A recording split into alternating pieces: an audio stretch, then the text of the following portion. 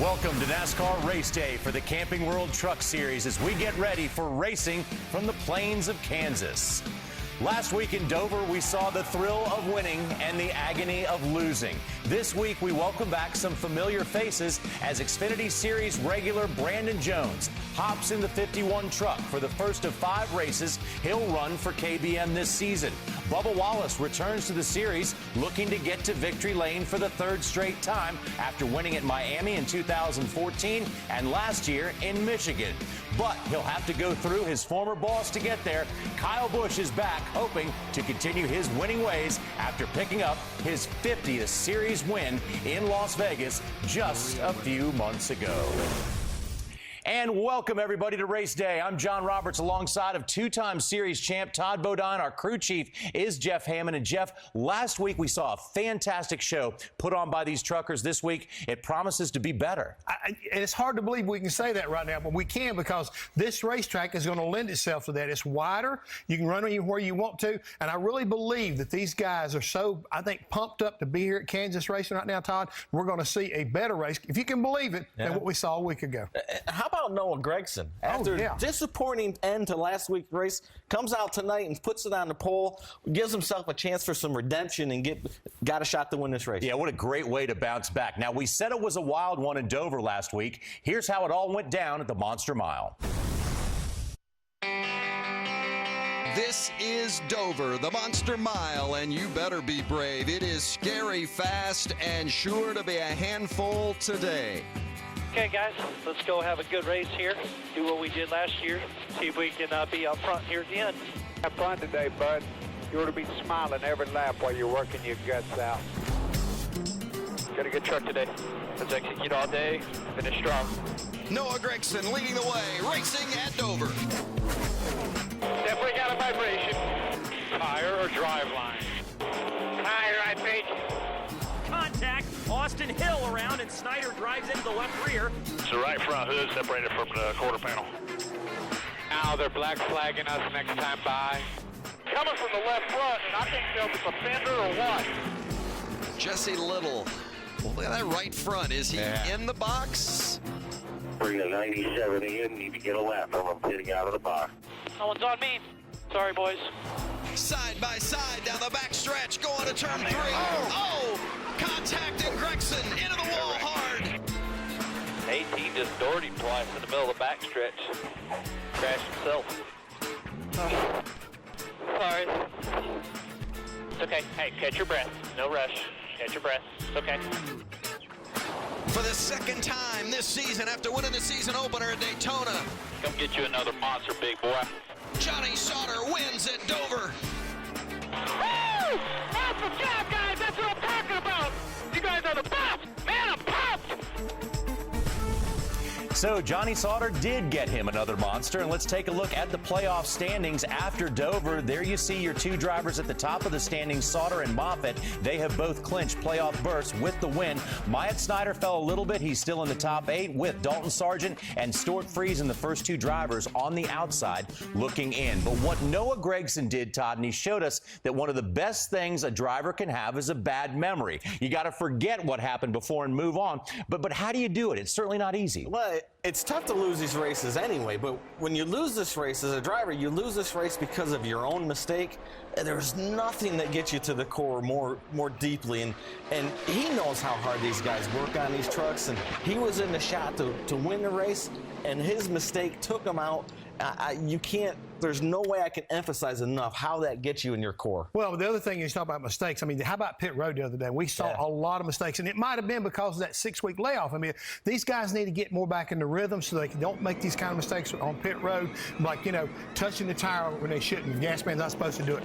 The driver pitting out of the box. I mean, all the little things, problem with the jack. These little things right now will take you out of the opportunity to win these truck races because they are so fast. Yep, and the competition level is so high, you simply cannot afford mistakes. For more on the 18 team, let's get out to the track and to Hermie Sadler.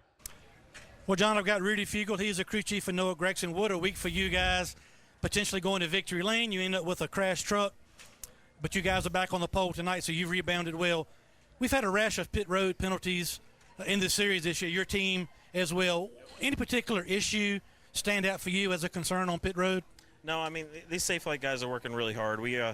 I think they're practicing and getting back to you working on trucks, and the truck's a little bit different of a pit stop than an Xfinity car or Cup car. So I think we've cleaned it up, and we get racing every week. It'll be easier, and everything will be cleaned up. These guys start P1 tonight, John. Yeah, Hermie, great view of the racetrack. Now, there was big news out of the Truck Series garage this week. NASCAR and Camping World announced that they have extended their sponsorship agreement to include sister company Gander Outdoors. Starting next season, the series will officially be known as the NASCAR Gander Outdoors Truck Series. Camping World has been the title sponsor since 2009, and the current agreement runs through the 2022 season. Coming up on Trucks Race Day, we sit down with Ben Rhodes to relive the heartbreak he felt at Kansas 1 year ago. I honestly thought we were going to win. It was just such a big disappointment. I didn't really think I could handle it. And our most recent winner, Johnny Sauter, has been busy since we left Dover. We'll see what he's cooking up when we return to Race Day. Well, Mom's had a big influence on a lot of things, not just my career, but how I am, as a person. She's been the best. She's been the main proponent of my career the whole time. Thank you, Mom, for everything you do for me. Happy Mother's Day to all the moms out there. Happy Mother's Day from Matt Crafton. Happy Mother's Day to all the wonderful moms out there, especially mine. We couldn't do what we do without you guys, and you make the world go round, so thank you.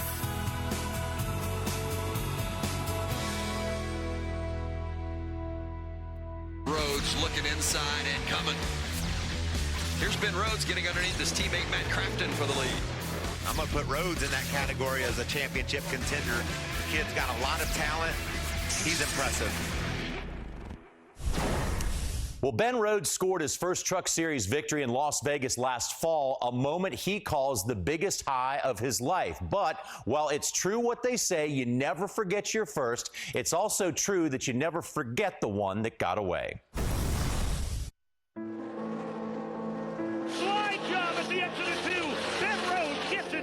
He will take the lead at Kansas Speedway. We were battling with the best, and I saw Ben finally got to pass Kyle and drove away, and that was the toughest part. We thought that we were already had it in our pocket.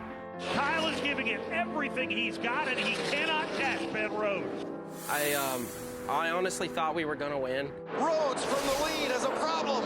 The engine is going south. Rhodes is done for the night. Absolute heartbreak. I was pretty mad. I didn't know the cameras were still on me. You see the frustration of Rhodes. It was just such a big disappointment. I didn't really think I could handle it. So I went to the lounge. I had to have some alone time for a minute, kind of kneel down and just kind of think about it. I gathered my thoughts and came back outside, but there was hugs, everything going around. Everybody was feeling the same thing. He'll always remember this. He'll never get this one back. He may go win next week, but this one is the one that got away. All my guys and Ben and myself, we sit down, talk about it. We cried in the office, and we said, well, that told us that we can win races, to show up to the track and be the number one. So that was definitely a game changer to change the attitude in the team. Ben Rhodes had that race won. That one was his. I was trying everything I could to try to chase him back down. I just didn't have enough speed. Kyle Busch is like my hero growing up. I grew up watching him. We ended up talking. I got his phone number, and really it wasn't so much about what could have been or what happened. It was about what can I do better, in the race, because that was my first real time, me and him side by side racing door to door, and I felt like there was something that I could learn from that. He gave me a lot of advice. I had a lot of questions. Some stuff he could answer, some stuff he's like, man, I don't know if I can really tell you. End of the day, you're my competitor. But I respected that. Ben Rhodes, who drove a heck of a race, deserves every accolade he gets. It still hurts, but now we can look back at it for what it was, learning experience. Still kind of a dream come true racing Kyle Busch one-on-one. That's going to stay with me the rest of my life. And perhaps the toughest thing about that for Ben Rhodes and his team was the fact, Jeff, that it was such a fluke thing that happened to him. Yeah, it really was. I mean, a bolt literally went through the front grille of that race truck and got in the radiator, punched a hole in it, and it wound up, making the engine melt down. I mean, this sport is very cruel, and sometimes the smallest thing can cost you a great opportunity. Yeah, the thing I take away from this is I think that race is that defined Ben Rhodes as a driver. He grew up at that race, not because he passed Kyle Busch and he drove away from him and he was going to win the race, but the way he handled himself after, and the way he rebounded the rest of the season, it defined him as a driver, and I think he grew up after that. Yes, certainly an example of how to handle it. Well, the thing is right now, and you know this to be true, it's racing luck. It's racing luck. It is, and it can be very cruel at times. Now, there is a reason why every young Truck Series driver wants to race against and beat Kyle Busch. He's one of the best. Kyle made his series debut at the young age of 16. Following in his older brother's footsteps, he drove the 99 truck for Jack Roush and claimed a top 10 in his first start. NASCAR later raised the minimum age, forcing Kyle to the sidelines, so it wasn't until his first race of 2005 when he made his first trip to Victory Lane. 5 years later, he was able to do what every driver owner dreams of doing, claiming the first victory for his team, Kyle Busch Motorsports. Earlier this year, Kyle won his 50th race. His next win ties him with Ron Hornaday for the most wins in Truck Series history. And one of the amazing things about this is when you look at it, Jeff, you look at the difference between these two guys, and the time that it took Kyle Busch to get here was so much less than anybody else. No, it really has been. The talent of Kyle Busch is second to none, and he's right on the verge of really doing something tremendous, really. He really is. You know, and for me, racing against Kyle Busch was probably a little different than these young guys. I had some experience going into it, so I wasn't quite as intimidated. But these young guys, like you heard Ben, he grew up idolizing Kyle. So it's a whole different animal when you see that guy in the rearview mirror coming at you. And just think how many more good years Kyle Busch probably has behind the wheel on all three series. Yep, plenty of time. Now, a couple of guys who are hoping to beat Kyle Busch tonight. Cody Coughlin, with his best career starting spot, will be outside on the front row. Austin Hill has a top 10 starting spot. He will be rolling off ninth. And don't count out the 52 of Stuart Friesen. He's been strong on the mile-and-a-half tracks and was leading Kyle in Vegas earlier this year. Stay tuned. More Race Day. Welcome back to NASCAR Race Day. After cooking up a win in Dover last week, Johnny Sauter continued the cooking and winning, taking part in a competition at the Kansas City, Kansas Community College yesterday. Sauter may not be much of a chef, but that didn't slow his competitive spirit. He was paired with a current student, and the duo took home the checkered flag with their meal of homemade Italian sausage meatballs, sauteed kale, and roasted tomatoes. Now, it's been a long day for the truckers. Mother Nature canceled the first practice this morning with rain, hail, and especially the lightning.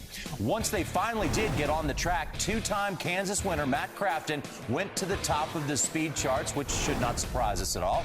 But during Cup practice, NASCAR noticed a patch in Turn 2 where water had gotten trapped under the surface. Crews went to work on the track and got it dried out quickly. Rookie Myatt Snyder was second fastest in final practice, but a spin in qualifying means he'll be starting from the rear tonight. And for the second week in a row, the 18 of Noah Gragson will be starting up on the pole. With that in mind, let's take a look at that starting grid. And Jeff, what a great mix of newcomers and veterans we have in the first couple of rows. Yeah, and since last week's great finish for Cody Coughlin, he's now got a faster truck here at Kansas. He shall be a force to reckon with tonight.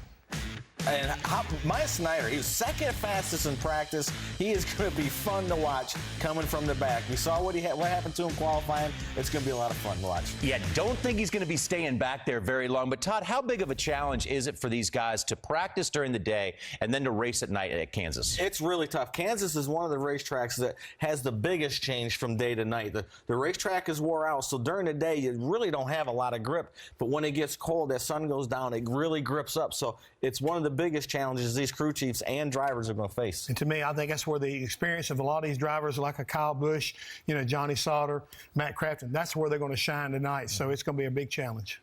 Okay, so anytime you come to a mile-and-a-half track, you can't count out Matt Crafton. Right now, he's standing by with Hermie. Well, John, one driver that's got to be licking his chops coming to Kansas is Matt Crafton. 2 wins, and you qualified third tonight. What makes you so good at this racetrack? It's been one of the mile-and-a-halves that we've been good at. I mean, our mile-and-a-half program's been very good in the past. Last year we were terrible here. I mean, really bad. I spun out on my own. That was the first time I ever spun out on my own on a mile-and-a-half. But this Menard Ford F-150, we rolled off the trailer, and it was fast right off. I think the second last lap on the racetrack, it was good. It's been good all practice, so it's a shame not to get the pole, but I know Duke was laughing because he thought that I thought we were going to have the pole, but we always have a bet going on. But all in all, I know we're going to have a hot rod tonight. A lot of success on mile-and-a-half, but you mentioned it, trying to get that first win with that blue oval Ford. How close are you guys to being able to pull that off?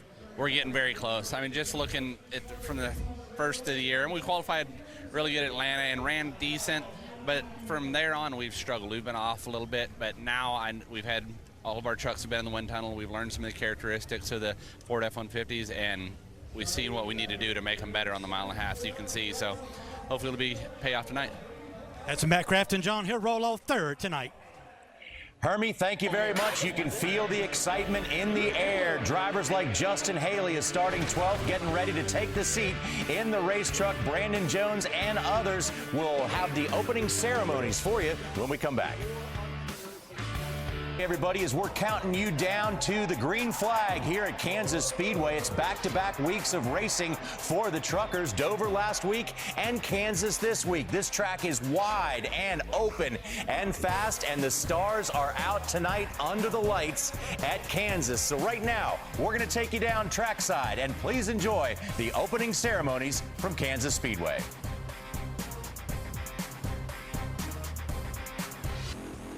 Ladies and gentlemen, at this time, please rise and remove your hats as the Kansas Highway Patrol Honor Guard presents our nation's colors. Please remain standing as Wyandotte County Sheriff Donald Ash offers tonight's invocation. Please pray with me. Gracious and loving Heavenly Father, we beseech your blessing upon this event tonight and for all who are here participating in it, whatever their capacity is. Watch over us, keep us, go through the remainder of our lives with us, and give us a home in heaven. And we're careful to ask all of these favors in Jesus' blessed name. Amen.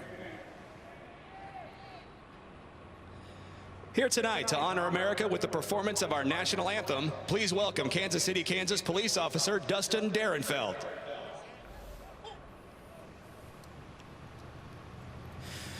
Oh, say, can you see by the dawn's early light what so proudly we hailed at the twilight's last gleaming, whose broad stripes and bright stars through the perilous fight o'er the ramparts we watched were so gallantly streaming, and the rocket's red glare, the bombs bursting in air, gave proof through the night that our flag was still there. Oh, say does that star-spangled banner yet wave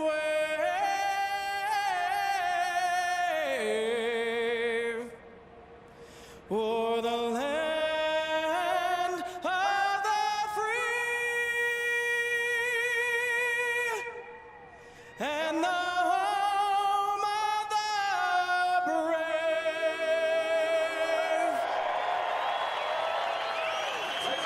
So the question is, can anybody beat Kyle Busch when he races in the trucks? But Todd, this is a fun place to race. Man, Kansas has got so many grooves. I think we're going to see a race just like we saw in Las Vegas. You got to eliminate mistakes if you're going to wind up going to victory lane tonight. Absolutely, you better be perfect. And right now, let's send you to the gentlemen that are making the call for the race. Right now, we go to Kansas and Vince Welch. Thank you, John. Yes, this is Kansas Speedway, sure to provide some mile-and-a-half mayhem. Get ready, high speeds, big draft, and some under-the-lights craziness. Although after last week's heartbreak, Noah Gragson has had all the madness he can stand. The 19-year-old hopes it's smooth to the end tonight. Gragson is on the pole for the second straight race, but still seeking his first win of the season. It's victory ×2 for Johnny Sauter. With wins at Daytona and Dover, the 2016 champ looks for a second Kansas win this evening. He struggled in practice, but big changes produced a top 5 starting spot. Matt Crafton always seems to have the right setup at Kansas. He's been first or second in 4 of the last 5 Kansas starts. Coming off a runner-up finish last week, Crafton is poised for his first win of the season. But regardless of how good you've been, if you're going to win tonight, you'll have to outrun Kyle Busch. He's won 50 times in the Truck Series, and a victory tonight would tie the all-time record. Let's take a deeper look at some of the storylines downstairs with Hermie Sadler and Alan Cabana. Vince, consider tonight a shot at redemption for Noah Gragson. We all saw what happened to him last week at Dover, late in the race, driving for the win with Johnny Sauter. The contact with him, it ended Noah Gregson's day. It ended Noah Gregson's shot at the victory. You can see it there, backing it into the wall. Inside the truck, we saw a lot of emotion from the young driver. Looking forward, he says, is what he's doing tonight, not looking backward. I asked his crew chief, Rudy Fugel, what do you tell your young driver after something like that? Rudy said he told Noah, don't change a thing about the way you drive. Every week you will have a truck capable of winning. Learn your lesson from last week and go get the trophy tonight. Hermie?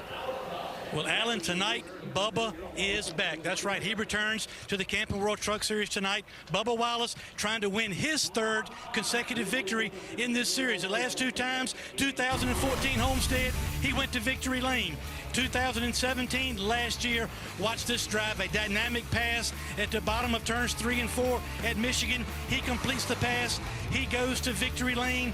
2 wins in a row for him in this series. Tonight, he'll start 15th in what is a one-race deal for Tyler Young Motorsports. We'll follow his quest to try to get to the front to make it 3 in a row tonight, Vince.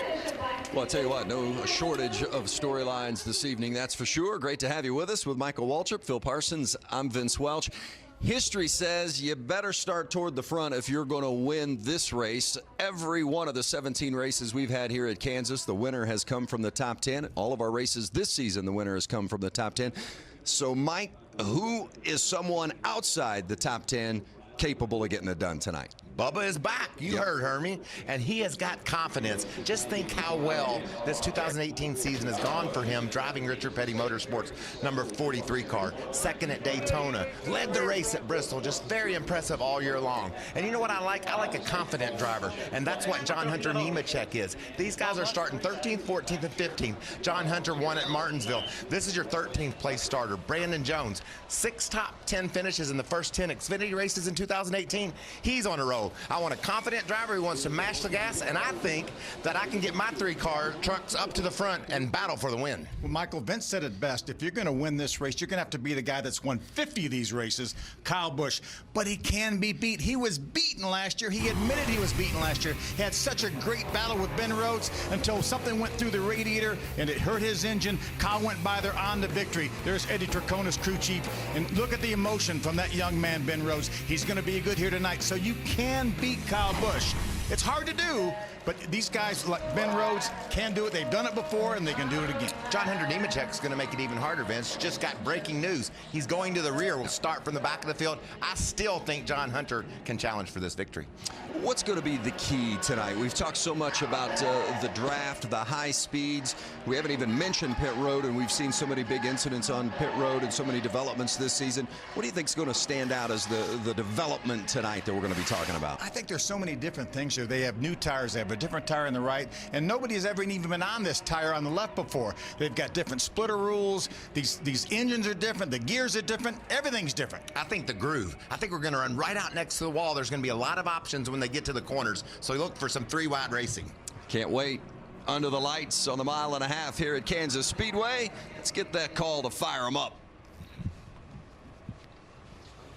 Race fans, it's time for those most famous words in motorsports. Here to give the command, please welcome tonight's Grand Marshal, daughter of the founders of race sponsor 37 Kind Days, Isabella Williams. Drivers, start your engines.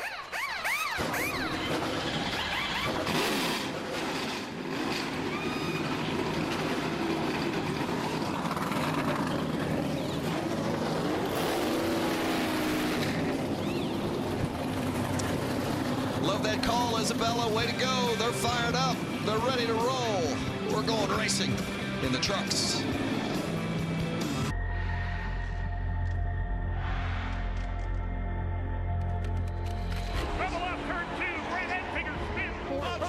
Crafter gets loose. The caution flag flies. Ben Rhodes is in trouble.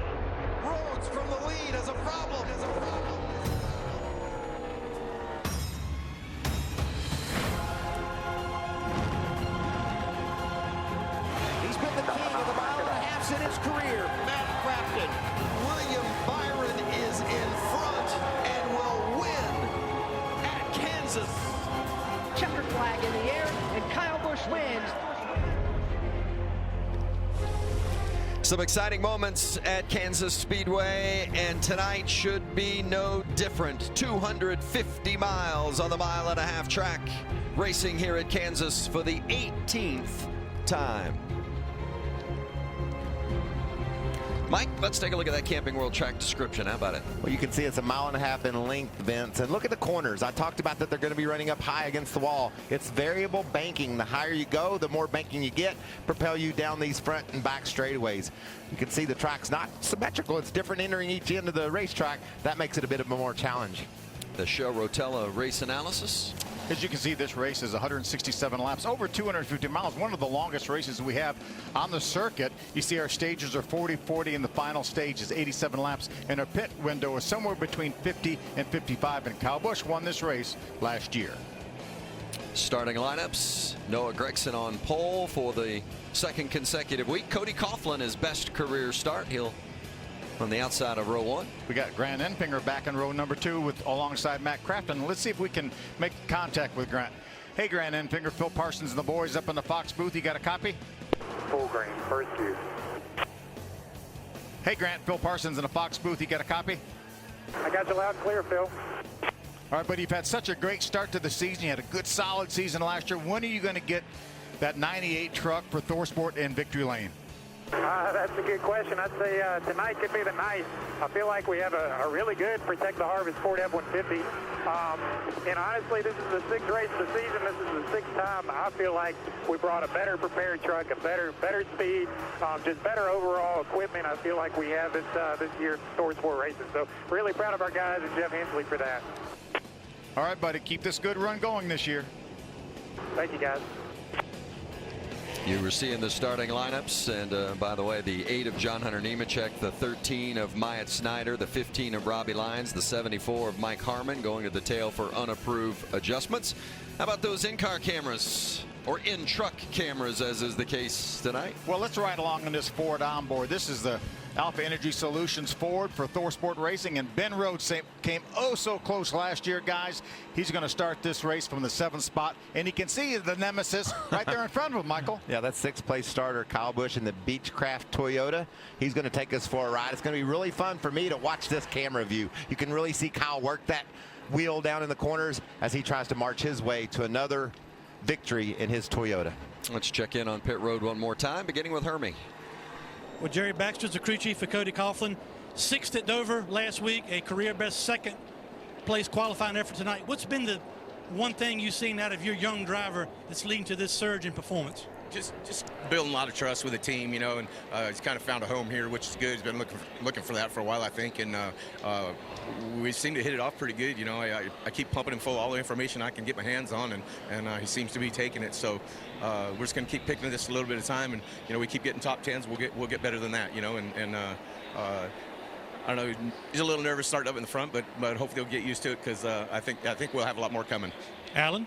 Crew chief Eddie Triconis and his driver Ben Rhodes probably should have won this race last year. How often are you thinking about that? What do you tell your driver before this race? Think about it, but this weekend he's been like kind of like you watch it on the news and you know on every promo and everything, you know. But I mean, I guess it's just a tough one. You just move on. We're pretty excited to be here tonight. I think you know we have a really good truck, and I mean it's a long race, you know, and everybody has really good trucks, really competitive, and we just you know different night, different race. We have to be smart and be there at the end. Different night, but same truck as last year, guys. Maybe a little justice served tonight if Ben Rhodes put that one in victory lane at the end of the night. But if that's the case, Vince, there's about 10 guys that deserve to win one of these things. Racers that have been so close and guys that have shown so much progress, like Jerry Baxter said about his young racer, Cody Coughlin. Nervous about starting up front. Heck, I don't blame him. I remember the first time I started up in front of one of these NASCAR races. I didn't know what I was going to do when I got to the first corner, but it just seems to come natural to you. He'll get into a flow. Hopefully he can hang in there with those guys and run in the top 5. 5 first-time winners here at Kansas. Maybe Cody Coughlin adds his name to the list tonight. And you know, a little history being made tonight. The first time ever in the Truck Series, we've got 4 drivers who won their most recent Truck Series start. Bubba Wallace at Michigan in 2017. Of course, Kyle Busch earlier this season at Las Vegas. John Hunter Nemechek most recently at Martinsville. And then last week, Johnny Sauter at Dover. All 4 of those drivers have won their most recent Truck Series start. First time we've had 4 of those kind of winners in a Truck Series field ever. Yeah, that's quite amazing, really. I like that outside, Vince. You can see that Noah Gragson has elected to be up top. And I'm a big fan of these trucks flaring out and running the high groove. We even saw it in Monster Energy Cup Series qualifying, guys picking that higher line. And I'm also a big fan of this camera. Check out what we're going to get to see from Ben Rhodes' visor. This visor cam is dynamic. It shows everything, what it's all about driving one of these trucks. You know, Vince, during their qualifying show, Michael picked about 8 favorites for this race. I don't know if he's going to narrow it down to 1 or 2. I'm going to take Brett Moffitt as my favorite for this race. I just think that kid gets it. He knows how to go fast on these big tracks. That's my pick. Noah Gragson, the pole winner on the outside. Looking for his first win of the season. Cody Coughlin starts on the inside. Looking for his first win of his career. And we're green at Kansas.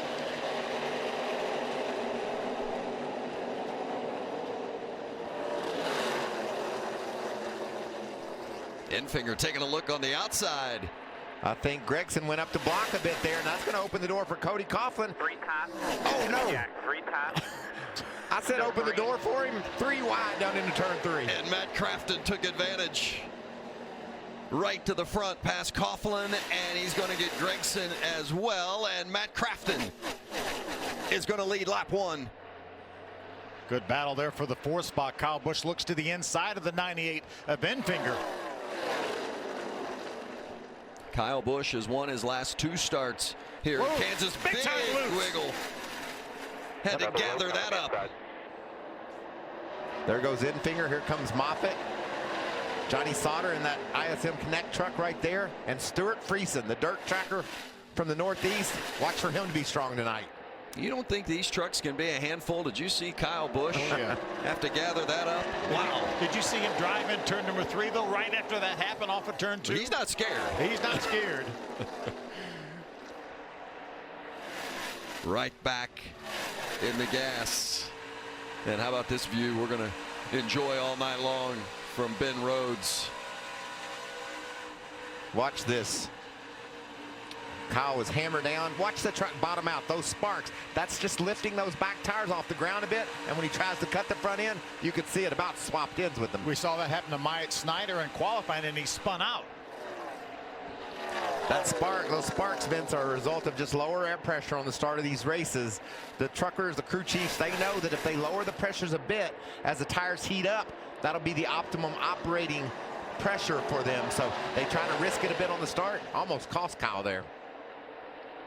There's Busch in that 4 truck. After this race, he'll be out of that truck the rest of the season. In fact, there won't be any other drivers in the 4 truck other than Todd Gilliland. He will take over that ride full time. Gilliland turns 18 years old on May 15th, so he will be able and eligible to drive that truck at all of the remaining tracks. For the lead, Noah Gragson under Matt Crafton. Matt doesn't really contend. He rolled up and let Gragson go. I think a lot of pressure from the 18 truck on the back of Matt, and he said, let me just see what you've got here, kid. Maybe size him up as we race toward the end of this first stage. Crafton, the only driver in the field who's run all 17 previous races here at Kansas. He's won a couple of times. In fact, he and Kyle Busch have been really the headline makers the last handful of years, each winning twice in the last 5. You know, I think it's interesting, Phil. We heard Jerry Baxter talking about Coughlin being nervous on the start. Couldn't have gone much worse. Goes into turn 1, gets put in the middle, 3 wide down the back straightaway. He survived that, and now he's keeping pace with our leaders. I'd say we can check a box for Cody Coughlin and say, okay, we passed the first test. We can run with these boys. Now let's go try to figure out how to win the race. He had some good finishes last year, Michael, but I think this year is the first time that we've seen him contend up front, contend for the lead, contend for 2nd, 3rd place. Doing a really nice job here, and he's settled in nicely tonight. And coming off that season best 6th place finish last week at Dover, and to run up around the top 5 at a place like Dover, you've accomplished something. That was a big confidence booster for Cody Coughlin and that team a week ago. Familiar place for that young man, Noah Gragson. He's out front. The leader, Noah Gregson, in the 18 truck for Kyle Busch Motorsports. Matt Crafton led the first 4 laps of the race, and then Gregson made the pass for the lead, and Crafton has since slipped back to 3rd. There's Kyle Busch on the move. He's up to 2nd. He was 4th when we went away to commercial. And he used the extreme high lane to grab those couple of spots, and that truck is rolling. Moffitt there down on the apron of the racetrack getting around Matt Crafton. There you see Kyle way up to the top of the road to pass Matt Crafton. And you know who's been right in his tire tracks the whole way going toward the front is Brett Moffitt. He's got a really fast truck as well. Top of 3 here. Top of 3. 1 inside 1. 50-88. Strong move to the outside for Kyle Busch. Using all the track. There's Moffitt. He has now cleared Crafton up to 3rd. Brett Moffitt won at Atlanta earlier this season. Of course, got that great restart, restarting late in the race from the 3rd spot and jumped past that front row and took the lead and finished it off for the win. His 2nd of his career. Yeah, he knows how to win. That's the key for that young man. How about the 8 of John Hunter Nemechek? Had to start from the rear of the field because of some unapproved adjustments. They had some issues, some motor issues they thought after qualifying, so he started at the tail of the field, and he is on the go inside the top 10 now, sitting 10th. He settled into 10th. He did that in 10 laps from the very back of the pack up into the top 10 inside of 10 laps. Of course, John Hunter not running full-time in the Truck Series this season, but already with the win. He was victorious at Martinsville. Ben Rhodes sitting in the 7th spot, trying to pass Grant Enfinger, his teammate, for 6th. That's how you do it. You hear him working that throttle up in the corner. I think he had a nice run off and was able to drive alongside Enfinger, battling for the 6th position. Just ahead of them, you see Cody Coughlin. So we talked about guys coming from outside the top 10 back in the field, making their way to the front. I think we're beginning to see some favorites, guys that really have the faster trucks even this early in the race. But Phil, that's a challenge for these crew chiefs to decide, what do we do? The track's just going to keep cooling down. How do we adjust our trucks if we're this good early? How about some radio from the 2 team of Cody Coughlin? We checked it. It's good. We checked it. Just look at your voltage. The water pressure is flashing with the wrong gauge. Oh, temper. Sure why the pressure was low though. And that's just common when you're a young racer and you're running 180 miles an hour. There's a lot to digest. You're trying to make sure you don't lose pace. You're also trying to make sure you don't have a problem with your engine, especially if one of your gauges is flashing. That's very distracting. He just made a mistake in which one he read. They straightened that right out. Yeah, he talked like the voltage was low, but it was actually the water pressure gauge. So I think they should be good to go. But he lost a spot to Ben Rhodes a moment ago. Now Grant Enfinger, the 9.8's trying to make his way by. And Johnny Sauter is right behind Enfinger. So on the prowl of the 2 of Cody Coughlin as he slips back, losing that spot now from Enfinger. And Sauter wants to take advantage as well. That's Josh Rayum in the 33 that they're going to try to work through and around. And here comes Friesen in the 52. He's going to heat up Sauter. Johnny just made sure when he drove down in turn number 3 that the 33 was going to give both those trucks some room. Did not want to take a chance and have Cody Coughlin forced down into him, as we see John Hunter now trying to move underneath Friesen. And it's obvious that Coughlin's truck is not comfortable in his hands right now, and yet he is under constant siege from everyone else trying to get those positions. That's got to be very difficult. Yeah, I think he has a little bit of problem, Vince, negotiating the lap traffic. We see him really lose some ground, and then when he gets clear, is able to pull away from Johnny Sauter. So I think there's still some learning going on behind the wheel for Cody Coughlin, but that's valuable learning when you're doing it racing around a champion like Johnny Sauter. I think he caught a bad break behind the 33 of Josh Rayum because Johnny had looked to the inside, so Cody wanted to give him room, and then Josh really wasn't quite up high enough for both of them to go by on the inside. John Hunter Nemechek continues to move forward as he gets past Stuart Friesen for 9th, and now he's got his sights set on Johnny Sauter in that red and white 21. Well, we talked about John Hunter and going to the back and how confident he is as a young racer. I think running so well in the Xfinity cars builds that confidence. His big victory at Martinsville in the Truck Series, that's another confidence builder. He's going to get up there and race with these two before the night's over. Noah Gragson leads. That's Gragson out the front windshield of Kyle Busch. That's what Busch's view is of Gragson. You know it has to make Kyle Busch as an owner feel good, but the only truck out there in front of you is one of his young drivers, Noah Gragson. Everything good down here in the 18 truck. They are just telling him to stay out front, make it live, make it live. They're also telling him, though, to take care of that right front tire. So maybe, Phil, Michael, you guys can tell me, with Kyle Busch chasing you down, how do you take care of your tires and stay out front and be fast? That's a little bit hard to do, a little bit challenging. Again, we talked about this being a little different tire than these guys have ever been on before. This is that multi-zone tire that has a couple inches on the inside shoulder that's a little bit tougher than the outboard 10 inches. They use that 10 inches for grip. So you just want to not lean on it, especially if your truck starts getting tight, Michael, where you really have to lean on that right front tire. Just not do that. Matt Crafton led the first 4. Noah Gregson's been out front all the way since. We're going to break, but you're not going to miss a thing. Since 1968, Michigan International Speedway has been creating lasting memories with friends, families, and your favorite drivers. This summer, the tradition continues as we celebrate 50 years of good times, week-long entertainment, and racing excitement. Be at the Firekeepers Casino 400 June 10th. Tickets start at $35. Kids 12 and under half off Sunday. Free Friday and Saturday. Free 38 special Saturday post-race concert. Visit mispeedway.com or call 888-905-7223 today. So you guys have recently started dating? Yes.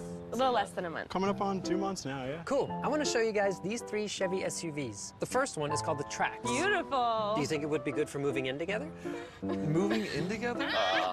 Okay. Well, this is the Chevy Equinox. Wow. Nice. Perfect for when you 2 have your first kid.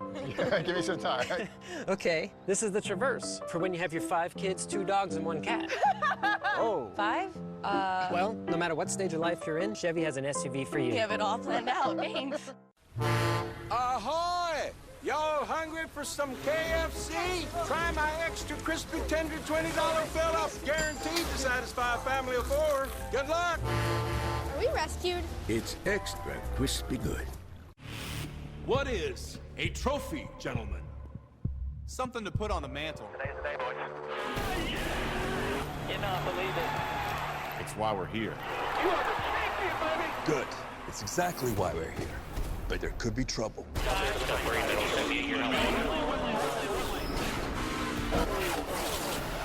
Now get out there and grab yourselves a trophy.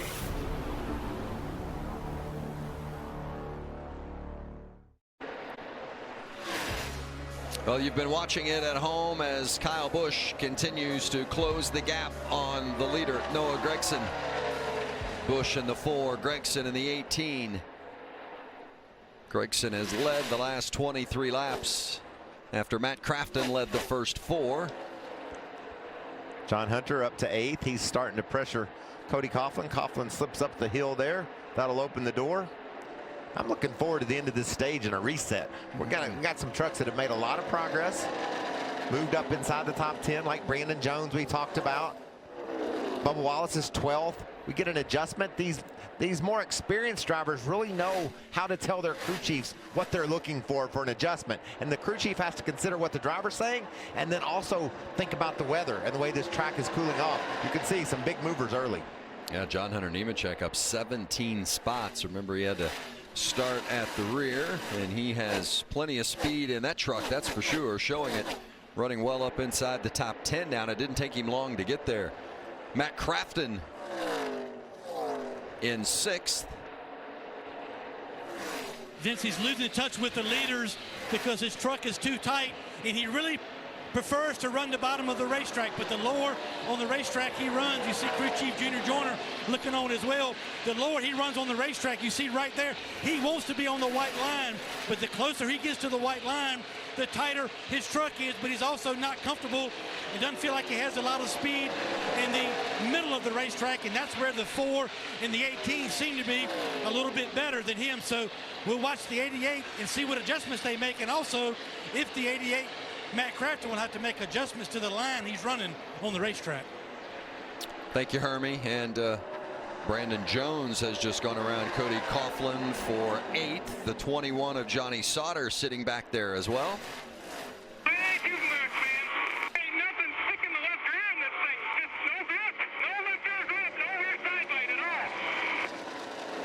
I don't think he's got any left rear grip, Bill. I don't think so. No side bite either. And that's how I want my driver to talk to me. If I'm Joe Shear Jr., I know exactly where Johnny stands. I don't have to say, Johnny, on a scale of 1 to 10, what do you got? I figured that one out just by listening. It's 11 or 12 too loose. The tone of voice gave that away. Yeah, and similar to Matt Crafton, Johnny Sauter wanted to be down on that white line, but the spotter told him anytime he went down there, everyone else just drove by.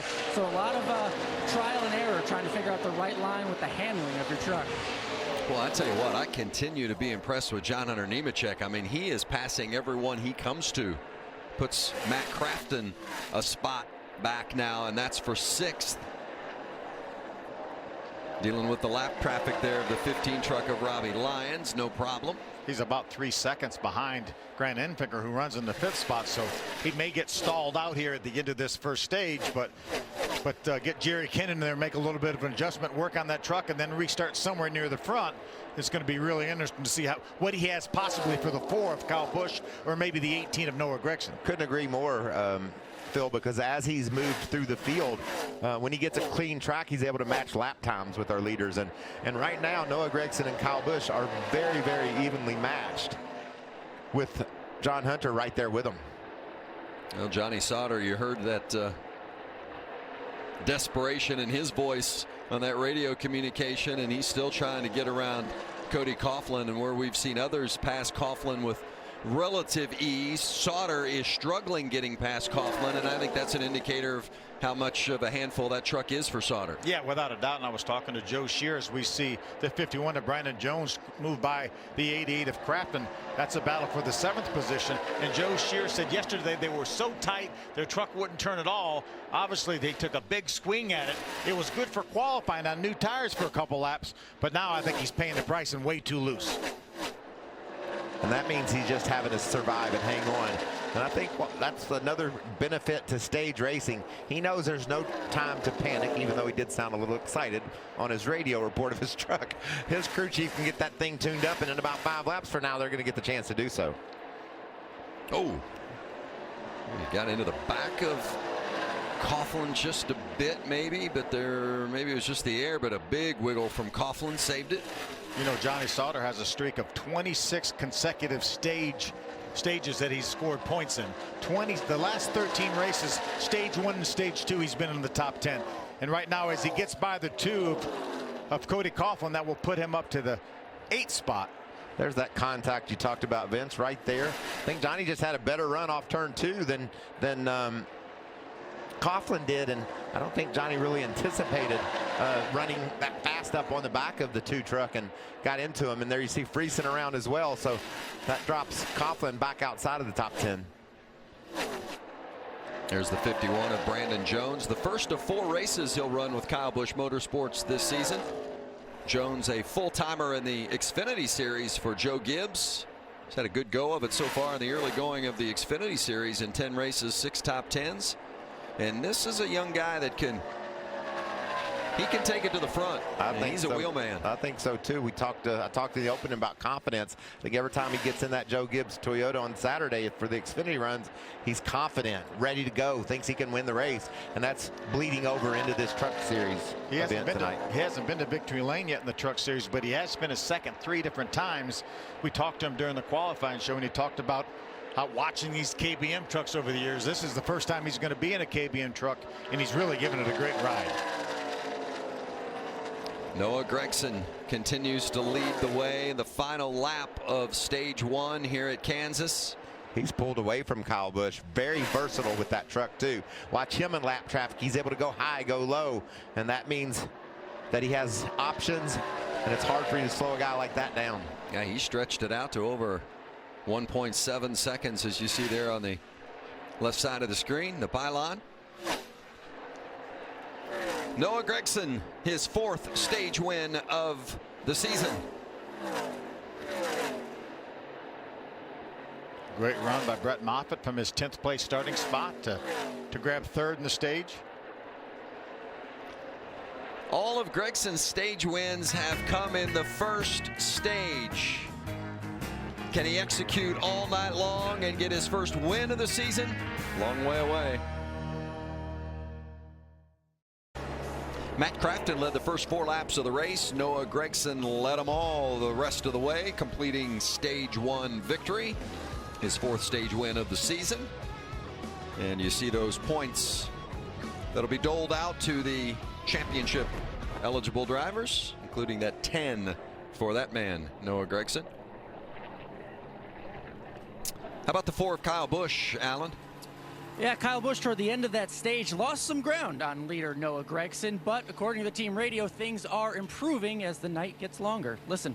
I don't know. This was qualifying tires too, so it's probably going to get better. It's going to get better front turn, right? Yes, definitely. And the next set will be even better. And the next set after that will be even better. Our tires get better and better, freer as we go.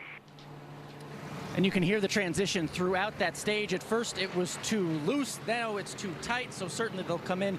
They're still talking about adjustments for the 4 truck. It sounded like Kerry Hogue from Days of Thunder, right? Yeah. I'm going to have some special Perfectly matched. Yeah, they're going to be perfect by the end of the night. And what that simply means is that the way the stagger, the way the codes on those tires set up, the best sets of tires to make the truck turn better are going to be put on later in the race. And I think that means that team believes this track will tighten up as we go into the night, and they're doing adjustments by the way they put the tire sets together.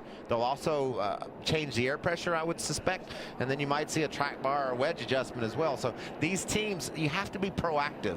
You can't wait to see what your driver says almost. You got to predict what it's going to do, get all the information, make a decision, make a plan, and go forward. And his other teammates are also privy to that information too. So Rudy Fugle and the 18 of Noah Gragson are also aware of what Kyle's saying and Marcus Richmond. And we talk often about the notebook, and that's the information the teams put together and keep together year after year after year. And they've probably looked back at that and say, oh, you know, we think it's going to, that's where you said, Mike, it's going to tighten up as the race goes. It's because the history tells them that's what happens. And they want to make sure they free it up for Kyle moving forward. Coming to pit road for the first stops of the night. Go to Hermie. Well, Vince, Brett Moffitt qualified 10th. He's up to 3rd, but he does not have a winning truck yet, in his opinion. The issue, the left rear will not unload in the corner like he needs for it to. It's going to be 4 tires and fuel, and they're going to take wedge out of the left rear. Allen.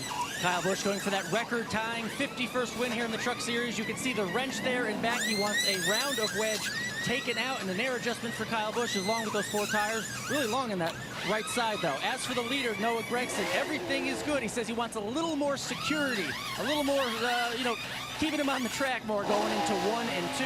He's just getting an air pressure adjustment, and 4 tires out first for Noah Gragson. Yeah, that 4 truck of Kyle Busch, they really struggled there on that right rear.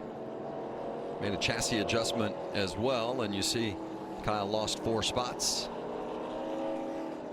Brandon Jones picks up 3. Justin Haley gets 5 to the good. The big movers. Let's see if we can get a word with Noah Gragson after that big stage win. Hey, Noah, it's Michael Waltrip, the boys up in the Fox booth. Do you copy? Yes, sir. Loud and clear, Michael. Well, that was a great performance. The boss came a knocking, but you drove away from him there to win that stage. How's your truck feel? And did you make adjustments there, or you just hang with what you got? Yeah, my Safe Light Auto Glass switch to the Tundra is really, really good. Thanks to Rudy Fugle and the rest of the team. They worked really hard to rebound this week, and feel like I have more confidence than ever. So feels really good to be out here, leading laps. Fresh air is king. So got to still keep on working hard. Got 2 more stages left, but feel really good about it. All right, buddy. It's fun to watch. Good luck. Yes, sir. Thank you. Well, we told you about the troubles for the 4. Keep an eye on that right rear.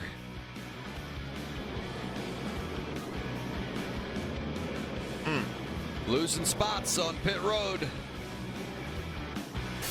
Hey, looking forward to it tomorrow. The Monster Energy NASCAR Cup Series from right here at Kansas Speedway. Coverage begins at 7 o'clock Eastern, 4 o'clock Pacific. Of course, on FS1, and always you can watch it live on Fox Sports Go. How about Kevin Harvick putting it to him again today in qualifying to earn pole position? He's really struggled this year, hasn't he? Just like in that picture. He's out in front of everybody. He doesn't want to hear anything from them. He was totally in focus, blaring everybody out. What a performance by he and Rodney Childers. That's been impressive and fun to watch. How about the 88, Herm?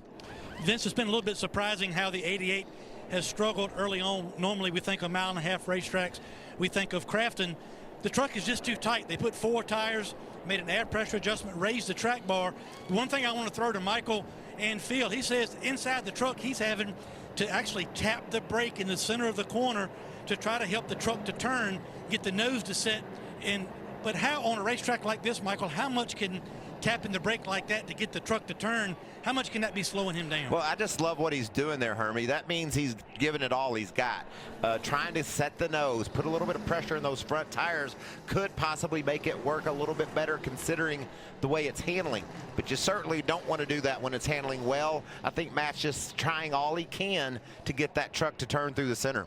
Yeah, and I think right now that Matt Crafton and Junior Jones, they've made some adjustments to that truck. They feel like the new rule package is really fitting into what they like. They feel like once they started manipulating these splitters that we've talked about, that maybe they've lost a little bit, but they feel like now this is where that truck feels the best. They've tried this setup before, so I think they'll gain on this setup right now, and let's see if he can contend here in this second stage. But you remember, he started right up front, and now he's fallen back into that dirty air. So you talk about handling issues, they're going to be multiplied now that he's back in the pack a bit. And that's what's so impressive, I think, about John Hunter Nemechek's run. I mean, he's been in the middle of the storm ever since they threw the green flag, and he was able to fight his way to the front. Allen on the 41 of Rhodes. Yeah, Ben Rhodes sitting pretty now right there in P2 after 4 tires and fuel and a small air adjustment. But some interesting comments on the radio. He says he didn't start the race off as good as he wanted to. Getting through traffic, he was just too free. He said he had to wait for the front tires to actually wear so he could start making some moves. So the longer they went in that run, the better his truck became. We'll see what he can do in stage 2. So getting ready to get stage 2 underway. Back to racing. By the way, the 20 of Bubba Wallace had a uncontrolled tire penalty. Show you that coming up here momentarily. He came back in and pitted from 12th. He's back in the 16th position now, Vince, for this restart up on the outside. Hey, our NASCAR on Fox audio department won a sports Emmy this week, so let's enjoy some of their work. Open it up and let's listen. Stage 2 underway.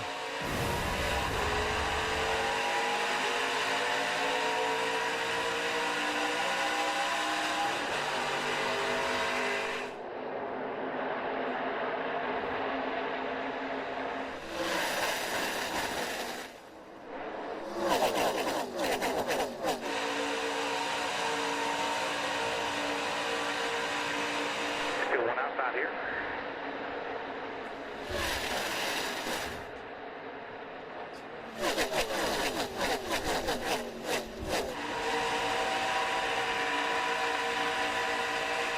Still inside.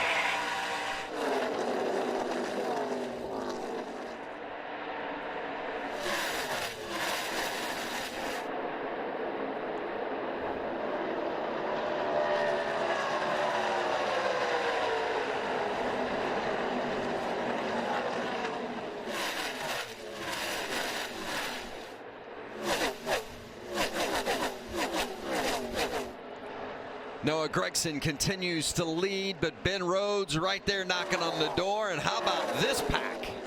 No room for error in this mix. John Hunter Nemechek, I talked about him charging the front. A problem on his pit stop outside the top 10 on the restart. That doesn't bother him any, right? He started last. He's just fighting his way back to the front. And look at Brett Moffitt.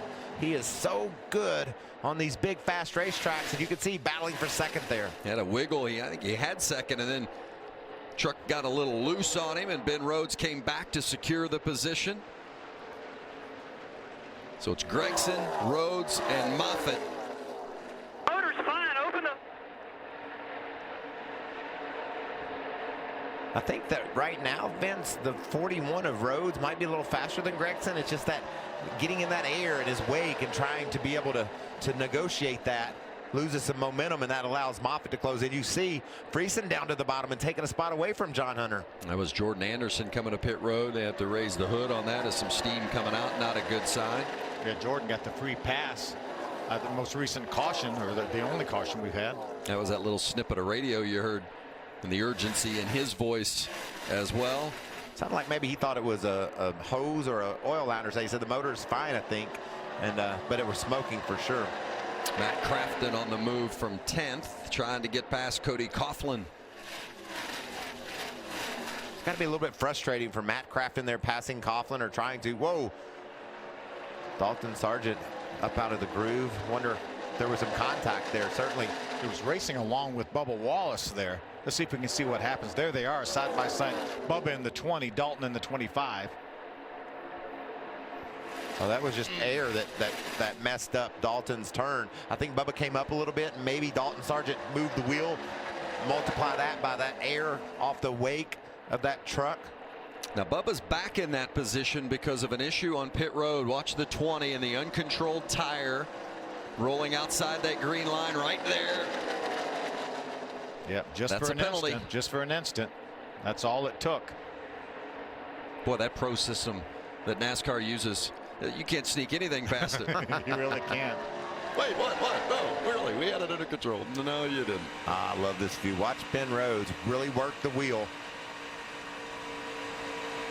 The last lap time was exactly the same for Noah Gragson and Ben Rhodes.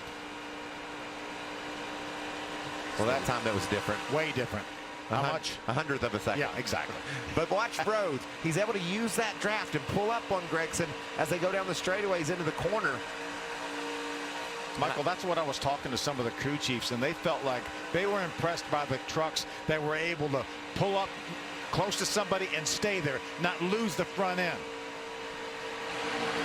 Yeah, and on the 41 radio, they're just telling him, stay patient, keep working him over, you have plenty of time, and just focus.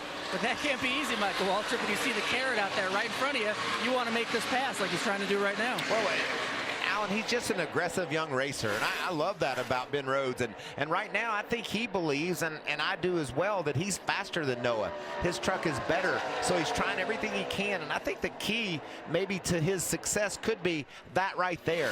If Noah's gonna run the bottom, Ben needs to run the top. Move around while you've got a little bit of gap. They've got a couple of a second over third place running Brett Moffitt. Use that cushion and try some different moves. About some of that instability you were talking about, Phil, a lot of the teams feel because of this change that they've made to the splitter where it has to be flat all the way across on the bottom, maybe going to make the truck a little bit less stable when it's right behind another truck. I think we're seeing some of that tonight. Hermie, how about Brandon Jones in that 51 running 5th? Yeah, Vince, it's been kind of a quiet but steady march to the front. They started 13th. He's now up to 5th. Crew chief is Mike Hillman Jr. The truck has been tight. It really at the end of that first long run, but they didn't want to spend a lot of time on pit road and have less opportunity for penalties, so they did all their adjustments with air pressure. But right now he is really, really solid in the top 5 and closing in, or at least keeping pace with the 4 right now on the racetrack, Alan. Yeah, good battle for the lead up here, and a lot of coaching on the radio. We heard what Ben Rhodes are telling him to be patient, but he wants to go for that lead. On the 18 radio, Noah Gragson, they're saying, let him go to the bottom. Let him go down there and burn his stuff up. Each time we've seen the 41 go to the bottom, the 18 actually pulls away just a little bit. So the coaching is working. Gragson has led 55 laps here tonight, continuing to front the field at Kansas. Welcome back to Kansas. Major development. Ben Rhodes, significant issue. Power keeps cutting off. Sounded like a fuel issue, Vince. He could get it to run a bit, and then it would choke out. You can hear it's just barely running there.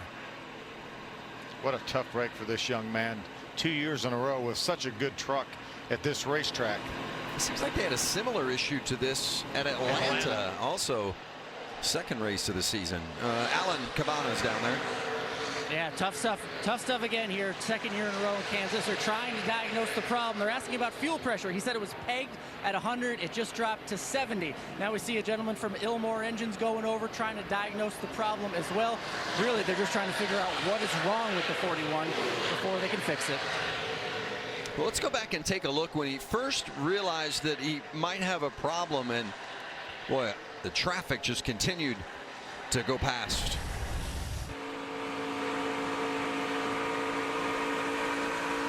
About 7 out back here. About 7.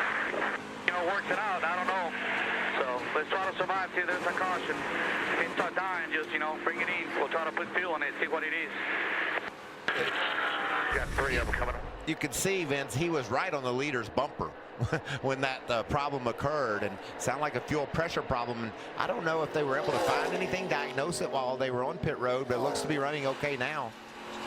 Sometimes when you fill it with fuel, then if you have a fuel pump problem or a fuel pickup problem, if you fill it with fuel, that'll mask that problem for a while. But they went the 40 laps of the first stage without an issue, and they only ran 20-some laps in this stage. So it's really confusing, I'm sure, for Eddie Traconis. And really frustrating for Ben Rhodes to be right there nipping at the leader's tailgate and have your truck die. Well, and it's unfortunate they had, their worst finish this season was 12th at Martinsville, but he mentioned those problems in Atlanta they had. They came back to finish 4th in Atlanta despite those issues, but right now Rhodes finds himself 3 laps down after having to come to pit road. Sounds like it's running fine now, Phil. Yeah. By the way, you saw the 15 of Robbie Lyons being pushed to the garage. Nah, it's still got issue. And there's Rhodes again. I think I heard he had too many men over pit wall. So serving a penalty here. You have to get down to pit road speed and pass through. Compounding the issue for Rhodes with 10 to go here in stage 2. This has been a... Yeah, he was already 3 laps down after that extended stay on pit road. This will probably take him to 4, but certainly out of contention for a great finish here tonight. Well, Rhodes having problems, no such issues for the 18 of Noah Gragson. Continues to lead at Kansas. Final laps of stage 2 at Kansas, and we're about to have a battle for the lead. Brett Moffitt has closed the gap on Noah Gragson. And you talk about negotiating traffic. These guys, watch this. Watch Gragson in the 18 and Moffitt in the 16. Who drives the 45? Why would you do that when the leaders are coming past you? I don't get it. Oh, that was so close. Chris Fontaine in the 45. Yeah, Fontaine was sideways, and don't look now, but that Ford truck just passed the 16 of Moffitt for second. Kyle Busch on the move here. And I just can't believe Moffitt hasn't been able to get around Gragson. He's going to drive back around the outside of Busch, though. Wow.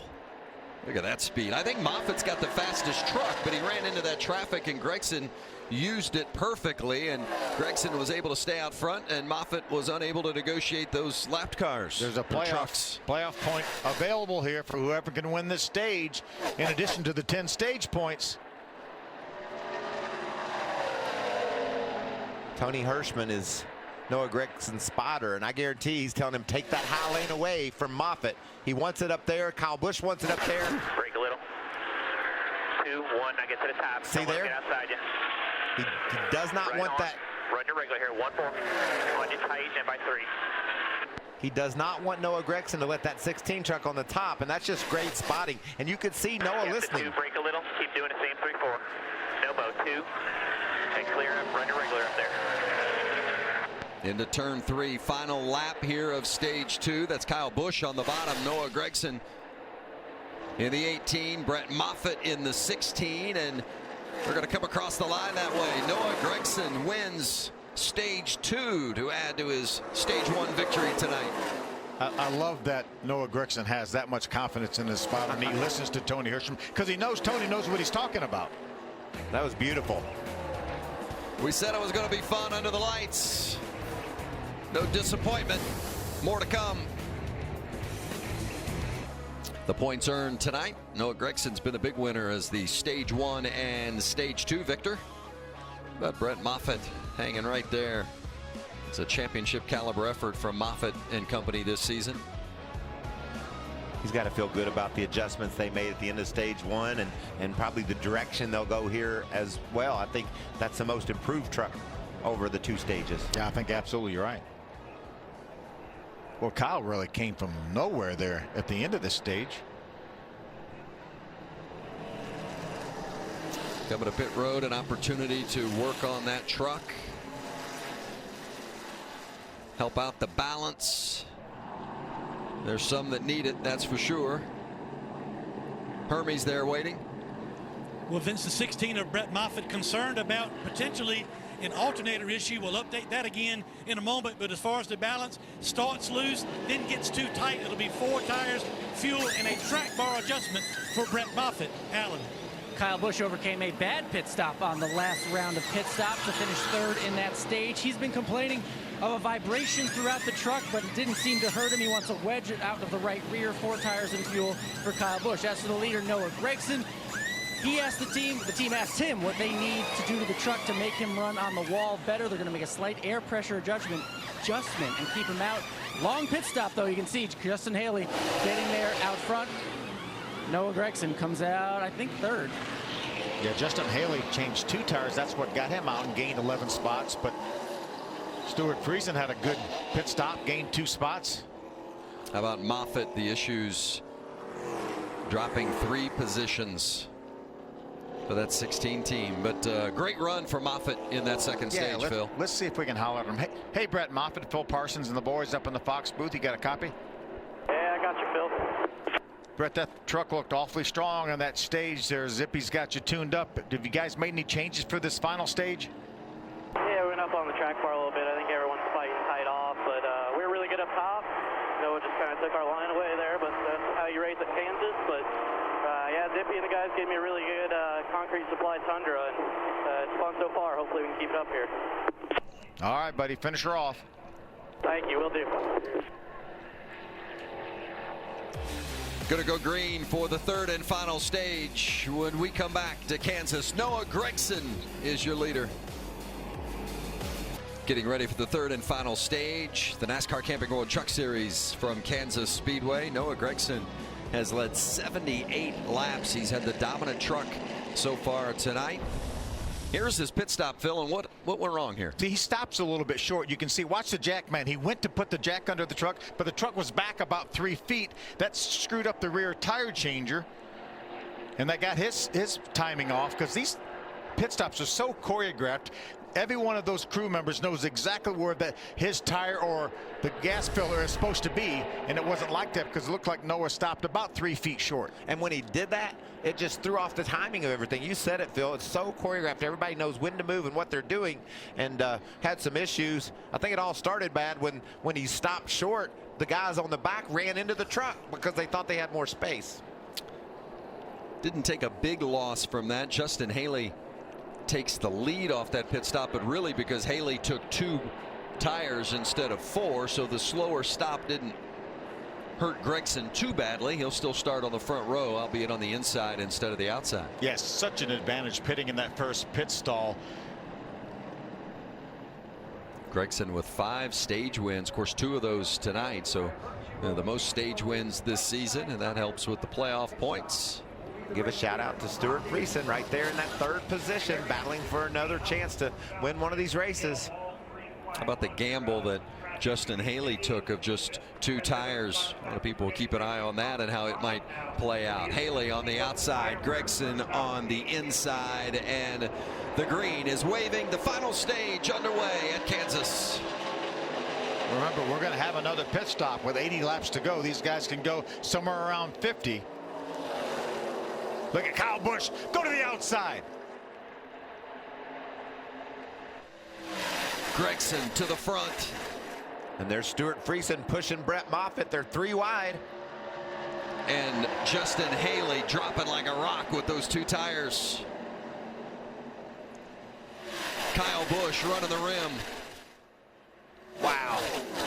Blowing up dust on the rim. You can see John Hunter is inside as well. Friesen below the white line to get that 3rd position in front of John Hunter Nemechek. Well, the action after these restarts, you better get it while you can. We talked about guys charging from the back inside the top 5. Brandon Jones, John Hunter Nemechek. Both those guys outside the top 10. In fact, Nemechek started last, and he's raced all the way up into the top 5. A lot of sparks going underneath the 8 truck of Nemechek. That'll get better as the air pressure builds up as he looks to the outside of Friesen in a battle for 3rd. I'm not sure John Hunter Nemechek hasn't had the fastest truck tonight. I mean, he has passed, I don't know how many trucks he's passed, but he has passed a lot of them coming from the rear. And every time he seems to get up next to one, he ends up getting around them. That time wasn't the case with Friesen. Friesen able to fight back. What a great battle. 4 trucks all tied together. Nemechek willing to run that high side. Friesen likes the low and he keeps holding that spot, Alan. This 52 truck looks strong. Michael, all night he's been telling his crew, we have a truck that has speed, we have a truck that can make moves, if you can just get me some clean air. How do you do that in a race like this? You go out and you take 2 tires. He seems to be proving his crew chief right at the moment. Also making the bottom work. We haven't seen much of that tonight. John Hunter likes what he saw, Alan. He's going to try the bottom now. He's down underneath Friesen. It's just really difficult to pass, but if you get the right run at the right moment, you can make it happen. Because they're going so fast. They're going within a couple tenths of a second right now of qualifying speed. How about the 16 of Brett Moffitt, Hermie? Obviously, the 16 truck is fast, Vince, but a little bit of concern, as I mentioned, about a potential voltage issue. We captured this radio under the caution. Voltage 5. Volts are really low right now. It's going back up now. You got your alternator switch on, correct? Alternator's on. Okay. Just keep the RPMs up. Did you happen to look at the alternator when you were racing? As I was coming to the line, I looked down, and that's when it was at 5. It's back up to just over 10 now. Strange. Okay. This truck obviously running pretty good right now, but certainly a distraction that Brett Moffitt does not need right now. Well, and Stuart Friesen getting around him is another issue, and now John Hunter Nemechek closing on Brett Moffitt for third. Phil, how low does that voltage meter need to get and that truck start losing performance, because he's losing I think it's going away right now. I do too. I think he's losing power right now as you see Cody Coughlin, the 2 truck, move by. Definitely not up to speed right now. Did you say Cody Coughlin in the 2 truck? Yes. Haven't we talked about since the beginning of this race him falling back through the field? They've rallied just like they did at Dover. They've made that truck better. Cody's got up on the wheel, and now he's riding inside the top 5. That's impressive. Nice job by Coughlin and that entire team led by crew chief Jerry Baxter. Mentioned Dover, 6th last week for Coughlin, and now here's the 16 of Moffitt. You heard him talking about those voltage issues. He's coming to pit road. Hermie's waiting on him. Another tough break for a front runner tonight. Brett Moffitt coming down pit road, which must seem like forever. You'll watch the jack up the truck, go to the left rear. The battery box is right in front of the left rear tire on these trucks. It's a relatively quick fix, but not when green flag action on the racetrack. They'll take the battery box off, replace the battery. It's basically just 2 cables they'll have to unravel, but taking a little bit longer than I'm sure they would like for it to. But that's the issue for the 16. They have to replace the battery to get him back on the track. Yeah, what happens is the alternator will go bad, and that kills the battery. They come in and put it, and this may not be enough to get to the end of the race with this new battery. Noah Gragson continues to lead. He's led 86 laps tonight, the most he's ever led in a race. Going to break, but we're going to keep on trucking. You won't miss a thing.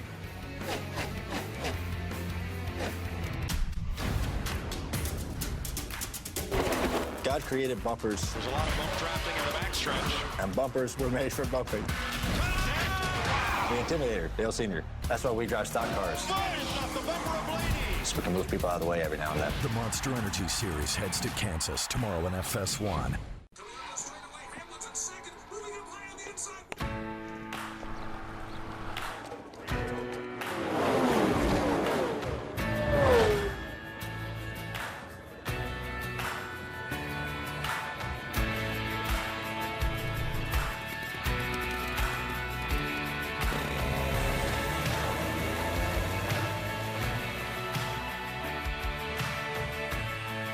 Toyota, let's go places. As people who love the outdoors, we know what we stand for. We stand for fish, wildlife, and conserving the places they call home. We stand for the traditions we inherited and that we must pass on. We stand for great gear, fair prices, expert service, and memorable experiences. At Bass Pro Shops and Cabela's, we stand together for you. This is our magnificent mile and a half. These are our monsters of the Speedway. And this year, Midsummer Racing returns to the Midwest. Stars and Stripes NASCAR Weekend is summer's biggest party. Featuring a concert by Randy Houser before the Overton's 400, at Chicagoland Speedway, the Windy City's home for racing. June 28th through July 1st. Get your tickets now at ChicagolandSpeedway.com. All week we work, and when Friday comes, we all get to raise a little hell. Saturday on FS1, they are two of the game's most prolific hitters. One, the most feared in the East. Bryce Harper's done it again! The other, the most dangerous in the West. Bryce Harper leads the Nationals against Paul Goldschmidt and the Diamondbacks. Saturday at 3:30 Eastern, 12:30 Pacific on FS1. Also available on Fox Deportes. Caution for debris. With 68 laps to go, they're still outside their window, right? Can I have some gas, though? Maybe take a chance if I'm not leading this race? If I'm at the back of the lead lap, yeah, might as well come in and put a little gas. That just buys you a little bit of insurance. Might trap some guys a lap down. I don't know. I might like to take a chance here. Everybody's got to make one more stop, but you can't make it from here. You don't want to put that set of tires on, though, Vince. That's the thing.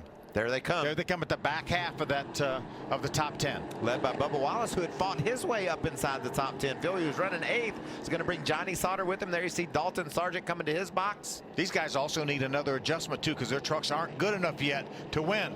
How about Johnny Sauter? What's he going to do, Alan? Yeah, rough night for the 21. He wants tape on the grill. Not much they can do at the moment. Just a chassis adjustment. We'll see what they do. They're going to put right side tires on and try to get him out and get him close this race strong.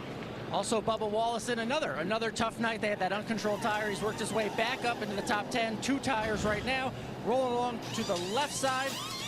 Looks like they're going 4 for Bubba Wallace. See what they can do late in this race to try to get him and keep him in the top 10. Remember, these guys have the option of putting those tires that don't have a whole bunch of laps on them later on if they need to.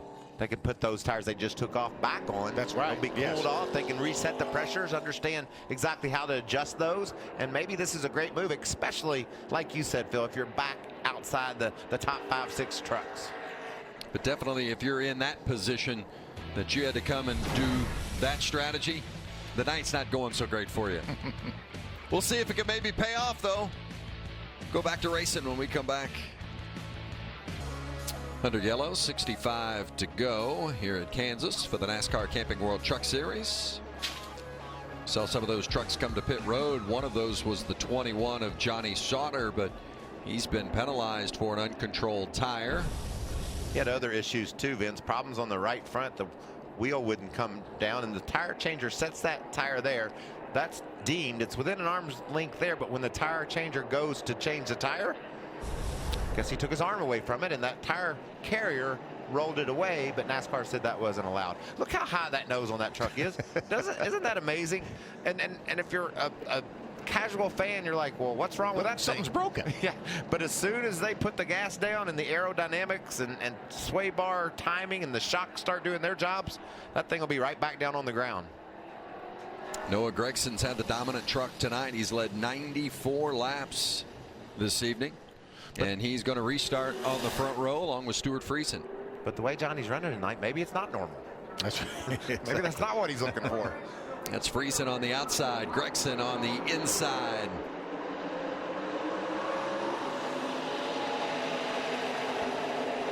Look how tight they're running on that inside line. John Hunter Nemechek giving Gregson a little push to the front. Now lane higher. Lane higher. Good. Kyle Busch on the inside of Friesen. Is that Tony Hirschman still driving that truck for Noah Gregson? He's certainly helping him drive. Cody Coughlin in that 2 truck. He's making some nice moves. Matt Crafton trying to get back in the game. Struggled at the start of this race. Now running in the 6th spot.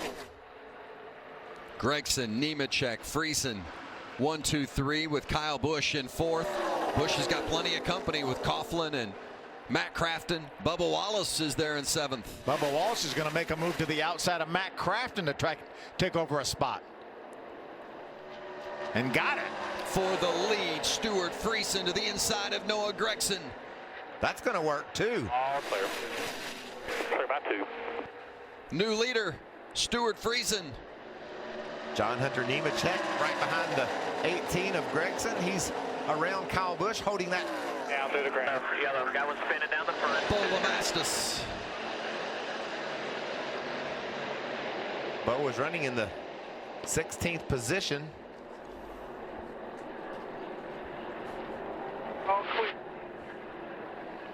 Needs to get that truck refired. The field is going into turn number 3. If he could get refired and get turned around, he would not lose another lap. He's currently being shown 2 laps down. Seen a lot of speed out of that 54 truck this year, Phil. David Gilliland and Bo Lamastus own that truck, and Gilliland's done a nice job in it. Now Lamastus backing it up, and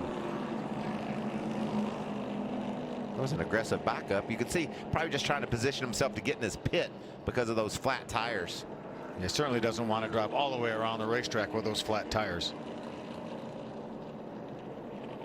Under caution here at Kansas. Stuart Friesen out front. The pass of Noah Gragson. Restart when we return. Getting ready to go back green here shortly at Kansas with 60 to go.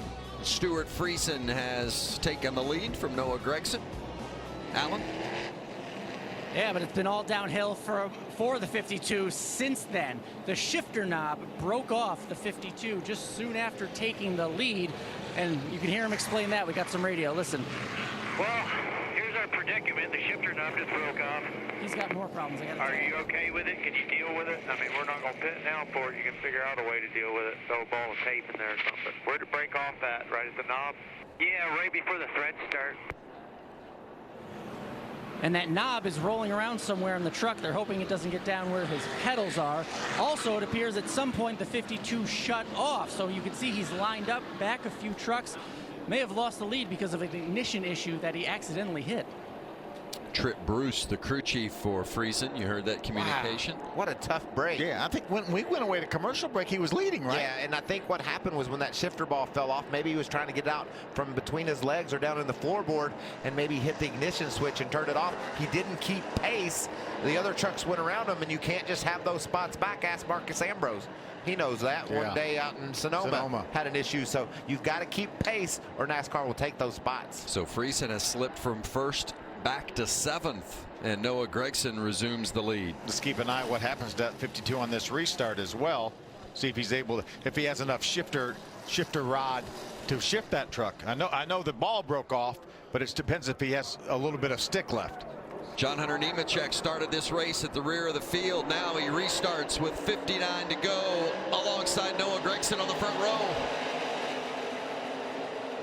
Look at that move that Friesen makes. He did an okay job with that shifter that's broken, didn't he? He did a great job with that shifter. Making it 3 wide. Friesen on the inside. Gragson trying to fight off Nemechek for the lead. This would be incredible if he's able to figure out a way to get back to the front in that 52 truck. He's all the way up to 4th already. Side by side. He just drove by that Ford truck of Kyle Busch. Wow. Getting in the corner. He did it like he didn't even know who was driving. And now side by side with Nemechek for 2nd. Holy cow, what a charge by Stuart Friesen. From 7th to 2nd. Cody Coughlin jumps up to the 4th spot, drives around the 4 of Kyle Busch. Gragson back in front, but for how long as Friesen is on the march? These are moments in your career you remember. You drive around Kyle Busch on 1.5 miles, the winningest driver in the Truck Series on 1.5 miles, like Friesen just did, and Cody Coughlin with a fast truck as well. Ooh. Was that Bubba that was sideways against the outside wall? John Hunter Nemechek in 3rd, and then Cody Coughlin having another great run in 4th. There's Bubba Wallace in that 20 on the inside of Brandon Jones in the 51. And look at Moffitt. Got a nice run. He's down some laps after some issues, got that alternator fixed, and you can see the speed of that 16 truck. And Brandon Jones was glad to feel that speed, too. Gave him the push he needed. Justin Haley in that mix in that 24 truck. Oh, some contact. Sideways. Bubba saves it. He's trying to move down and give the 16 room. Just keep her on top here. See front, bottom of 3. This was an adventurous lap for Bubba Wallace. Watch what all happens to him. Sideways there and almost into the wall. Never big stride. Not done yet. That's when your spotter says middle, and you're like, no kidding. I felt him on both sides. Got into the 98 of Grant Enfinger. All of that, and Bubba sits 10th. There's Johnny Sauter. I think he said Bubba sits 10th, and he's looking for more. And I believe they've really improved the 20 truck. He struggled at the start of the race, Phil. The whole first stage never got inside the top 10. He's got more speed now, and he's definitely not afraid to mash the gas. Sauter had that penalty, but he's worked his way back up to 8th as Bubba Wallace has gone around Brandon Jones for 9th. Jones and Enfinger now sitting 9th and 10th. 10th and 11th. Bubba up to 9th. Johnny Sauter's just ahead of them.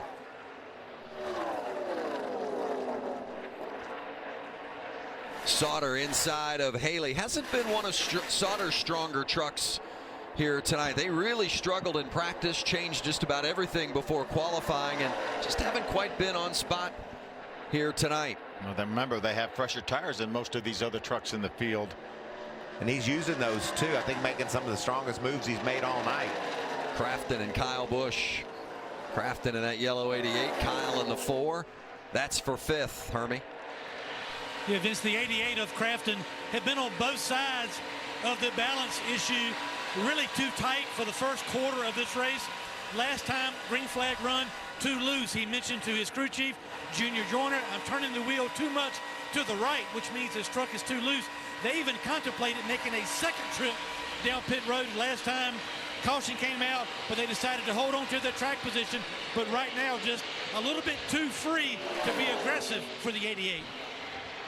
How frustrating is this, Phil, for Brett Moffitt, knowing that he's got one of the fastest trucks on the track and that battery took him out of contention?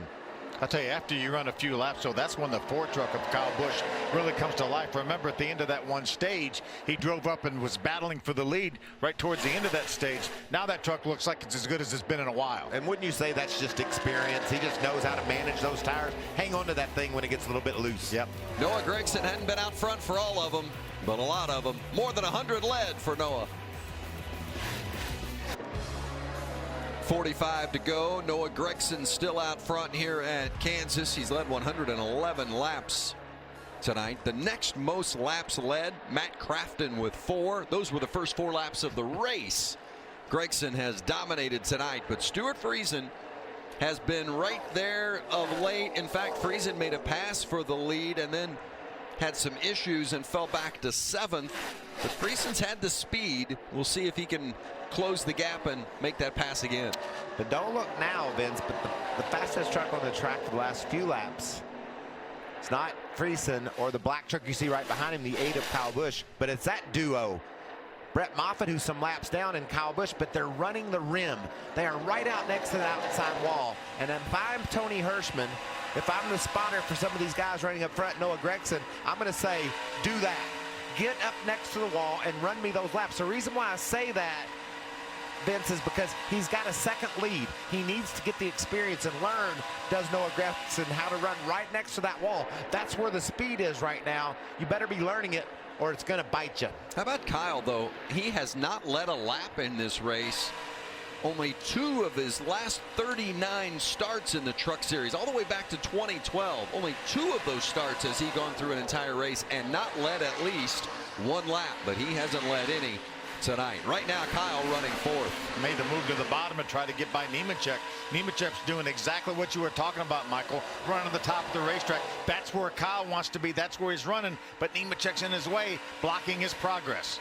And that's exactly what I want my driver to do. We heard Tony Hirschman telling Noah Gragson earlier, get up there, take Brett Moffitt's line away. I want to be up there right now trying to run as fast as Kyle Busch does so that I make sure I have options if he gets to me. Trying to get Nemechek for 3rd is Kyle.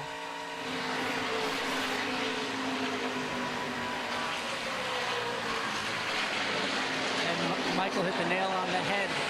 after, Kyle Busch came across the radio and just declared, "It is time for me to start working the top." And as soon as he did that, he started marching toward the front, getting a little tripped up when he getting around John Hunter Nemechek up there. But also, Michael, as you said, Tony Hirschman did come across the radio and told Noah Gragson a few laps ago, in a few laps, it'll be time to start working the wall, working the top groove, and try to close out this race. Well, the problem is Nemechek is really running lap times just as quickly as Kyle. They're right there in the 31, 35 to 40 range. Kyle got to the top now. I think he's probably going to be able to make this pass on Nemechek. Nemechek's fighting back on the bottom. Kyle has Brett Moffitt up there with him. Moffitt, another one of the Toyotas, so the Toyotas teaming up there on the Chevrolet of Nemechek. Nice push by Brett Moffitt to help Kyle Busch whip around. Guys, we're within probably 6-8 laps of making pit stops. The guys that didn't stop on our most recent caution, and I'm talking about Noah Gragson and Stuart Friesen, Kyle Busch.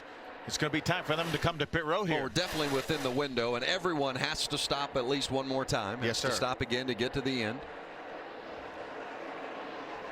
We're hearing about 5 more laps. They're talking on the 18 radio for Noah Gragson. We've had a number of caution laps, so that will extend their fuel window a little bit. That new line you see Gragson running there, last time around he ran a 31.25, the fastest lap on the track. So I think mission accomplished. This is a talented racer. It's risky, Vince. It's risky to go up there and run a foot off that outside wall, but there's speed in it, and you're going to have to learn how to do it to win one of these races. And that's exactly what this kid's doing right now after some great instruction from his spotter. Need to open up our playbook. We need options if those boys come a knocking, and that's why Noah Gragson's running a different line. How about Stuart Friesen, the fastest truck on the racetrack that last lap at a 31.22, and there he is right there in the 52. Friesen has never won in the Truck Series. Gragson looking for his first win of the season. Heartbreak last week for Noah Gragson at Dover. He and Johnny Sauter were running side by side with 2 to go. Made contact. Gragson ended up in the wall. Sauter went on to win in overtime. Gragson frustrated here last year, had a clutch issue, mechanical failure, finished 28th. So many times he's been in good trucks they felt capable of winning with, but just haven't been able to close the deal. They're in a similar situation tonight. He's led 120 laps. He's out front by about a second over Stuart Friesen, but can he finish it knowing they've got to come to the pits one more time? Yeah, there's differing strategies, guys. There's trucks on the racetrack led by Johnny Sauter who have already made a pit stop. They don't have enough gas to get to the end, but they can get close. That means there's some big decisions to be made by Rudy Fugle. When do I bring my driver to pit road? Do I pit early and get tires, or do I stretch my gas all the way out and just put a little splash in it? And we can't make any mistakes getting to pit road, on pit road, during the pit stop, and exiting pit road. Sauter, you see his night. Come on this time. Okay, I'll get him down the back here. That's the communication with Tony Hirschman, the spotter for Noah Gragson. You can hear to run the bottom of 3-4 by 12 out back.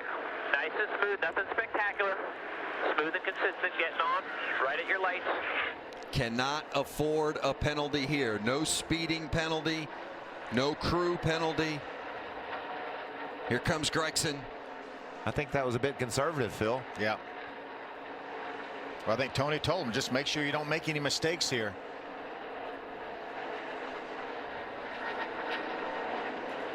You can see Rudy talking him down pit road. Got to go all the way to the end. Pit stall number 1. Must feel like forever to get there at that pit road speed. Fugle waiting for him on the box. Alan Cavana is there for the stop. 4 tires and fuel for Noah Gragson. They were telling him, just get into this pit stall smooth. We saw there was an issue last time. This is his race to lose. Coming around to change the left side. They're trying to get him out, get him in clean, and keep this lead after pit stall cycle through. How difficult, Michael and Phil, the green flag pit stop under these conditions from a driver's perspective? How tough is it? Well, you just want to get all you can while you're on the racetrack. You don't want to be too conservative, right? That's right. He had over a second lead when he came to pit road, so we'll see how this shakes out. I like getting those new tires right now. I think if I'm Stuart Friesen, Hermie, I would come now as we see Matt Crafton's in the pit. Michael, the right sides are done on the 88. A little bit of a bobble between the jack man and the tire changer on the left front. This truck has been too loose. They're going to try to fix it with air pressure. Also, the 98 of Grant Enfinger is on pit road as well, getting 4 tires. And there's Cody Coughlin on the left-hand side of the screen. Stuart Friesen and Kyle Busch battling for the lead. Friesen, we anticipate, is coming in the next lap or two. And guys, with all the experience of Kyle Busch, I really want to see what happens after they all cycle through this pit stop here, because there's nobody any better getting to pit road with enough speed, getting down pit road and off pit road as Kyle Busch. And you know, Vince, what I said, you want to get is all you can on the track. That's where the grip is. That's where the banking is. So I want to run way around turn 4 and do all my braking up on the road and then duck off of pit road. When I said I thought Noah was a bit conservative, he kind of got on the apron earlier. Be interesting to see, like you, Phil, if he's able to hold that lead. Coming this time. Friesen coming to the pit lane this time. All around the corner. There's time to be made. It'll be one red first gear right here. Time to be made on that in lap and the out lap, not just the time that you spend in the box. A driver can make a difference in how well he gets on and off pit road. Nemechek is in. Hermie. The 8 truck is too tight to run down the leaders. It'll be 4 tires and a wedge adjustment for Nemechek. The right sides are on. Also, the 52's in, Alan. Yeah, remember, Stuart Friesen got that clean air he desperately wanted. Last time he was in, looked like no tires. No tires for the 52. Remember, he does not have that knob for shifting. Kyle Busch now coming down. He has been lurking all night, has not yet led this race. Kyle Busch looking for some fuel and an air adjustment. We'll see what they do when it comes to tires. Pulling in his pit stall now. Remember, this is a brand new truck. If he wins this race, he ties the record for the most career wins in the Truck Series. 2 tires going on the right side for Kyle Busch. Trying to drive to the front. 2 tires, that's all the fuel for Kyle Busch. So Kyle Busch elects for 2 tires and Stuart Friesen elects for 2 tires. That's interesting. I think the later you stop, I think we're going to see some gas and goes too. Johnny Sauter is currently leading this race. He's got 11 seconds on the field. And I think he runs it out, Phil. Just go as long as you can, get a splash of gas, and see if you can make it work. Yeah, just try to minimize your time on pit road. Let's find out. Yeah, we're going to go across the line 152 and be on pit road 153. Copy that. On pit road 153. That's the spotter, Tab Boyd. That's 13 more laps, and that means just a splash and go, I would assume, with that few of laps to go. And now Johnny Sauter is in a position where he wouldn't mind seeing a caution flag fall. He's got a lot of the contenders a lap down, including Stuart Friesen. And right in front of him is Kyle Busch. Remember, I said it'd be interesting to see where Kyle shook out. He's in front of Johnny Sauter. We're going to break, but don't worry, you're not going to miss a thing. We're going to keep on trucking at Kansas. Section PU 402, row 41. Jimmy Johnson, the fastest gun in the West. Section 104, row 4. Blaney got his first win. Section 25, row 3. What a year for Bubba. Section O, row 25. Keselowski's going to win at Talladega. Section 156, row 4. Kurt Busch to the lead on the backstretch. Section 233, row 1. Martin Truex Jr. wins. You get a seat, but we doubt you'll ever use it. Grab your seats at NASCAR.com/tickets today. Introducing the new 2018 Ford F-150 with best-in-class towing, best-in-class payload, and best-in-class torque. The F-150 lineup has the capability to get big things to big places big time. And things just got bigger. F-150 is now Motor Trend's 2018 Truck of the Year. This is the new 2018 Ford F-150. It doesn't just raise the bar, pal. It is the bar. Ahoy! Y'all hungry for some KFC? Try my extra crispy tender $20 fill-up, guaranteed to satisfy a family of 4. Good luck! Are we rescued? It's extra crispy good. No one agrees on the best. Everyone agrees on the 2 best. One's a miracle of human genetics. One's a god. One controls the game. One finishes it. They play each other every year. And we still can't decide. King Kong versus Godzilla. Does it matter who wins? Explosion of the exceptional.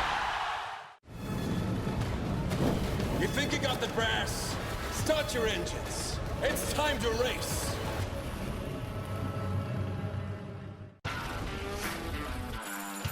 All week we work. We clock in, roll up our sleeves, and get the job done. And when Friday comes, we all get to raise When they take the green, there will be 10 to go. a little hell.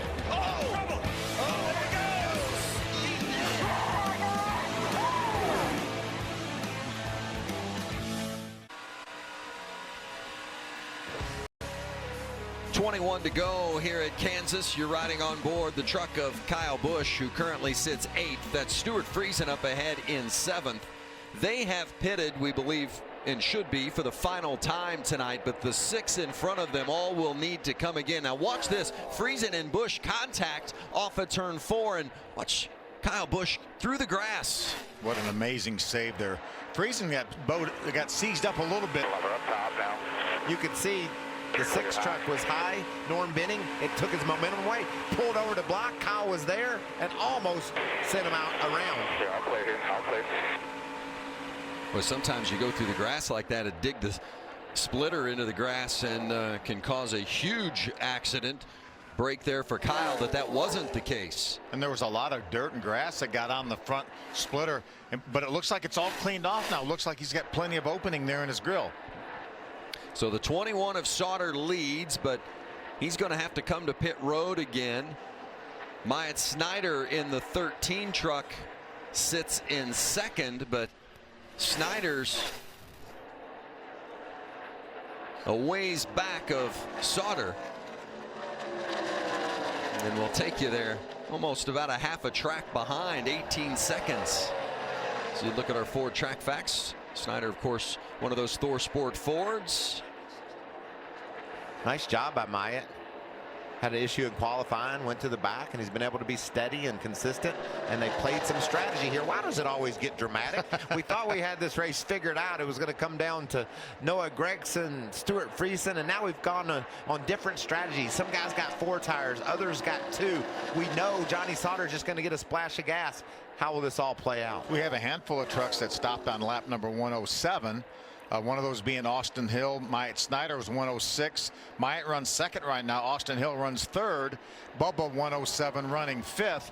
Now that's 60 to 61 laps from the end. Every single crew chief in the garage area said we cannot go that far with these NT1s. We can only go around 50 laps. We had a number of caution laps, not as many after lap 107 as we did when those guys pitted on lap number 100, like Johnny Sauter. Well, we've said before there's no way they're going to make it, and someone always seems to figure out that they can make it, and saving gas right now would be the key, especially even if you're Green flag entry.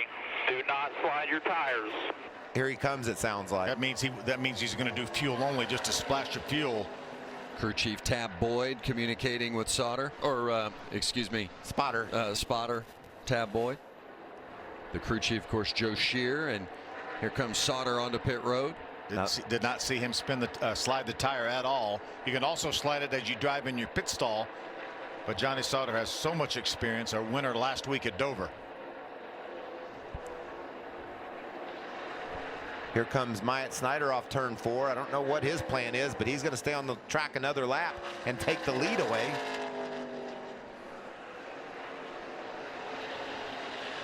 Fuel only for Sauter.